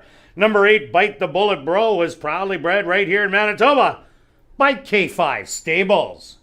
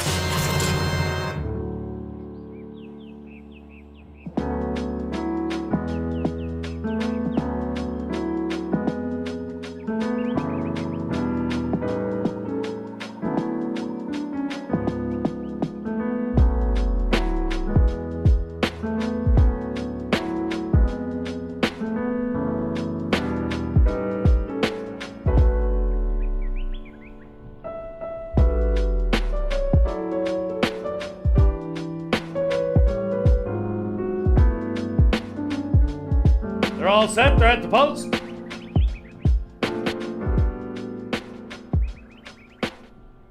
And they're off. Quickly from the inside, Double Time goes right after the early lead with Bite the Bullet Bro. These two to get into the early action. Moving up in between horses, third, that's Bear Me a Moment, who now takes fourth position. Scoden also wants a piece of the front end and goes up to engage Bite the Bullet Bro. Double Time settled back in third. Another 3 more back to Bear Me a Moment and In Excessive Reality. Then 2 more back to Rascal Candy, who wants a cold one. Quest for the Wire, and your early trailer Zip Eddie and True Commando. The battle is still on with Bite the Bullet Bro through a quarter at 24-1. Scoden in between horses, the half 49-1. 3 wide, Double Time going right after Bite the Bullet Bro, who wants a cold one. Moving up very smartly, watching the early action, is now gaining ground in third. Rascal Candy is also making a move, and to the far outside, Zip Eddie. They hit the head of the lane and Bite the Bullet Bro and Double Time. These two. And Bite the Bullet Bro is getting the better of them right now and has a length. Double Time not giving up as they come to the 16th pole. Bite the Bullet Bro is gonna hang on from here. Bite the Bullet Bro wins by a length and a quarter. Second's gonna go to Double Time. Third, Bear Me a Moment. Fourth, Rascal Candy. Close for fifth.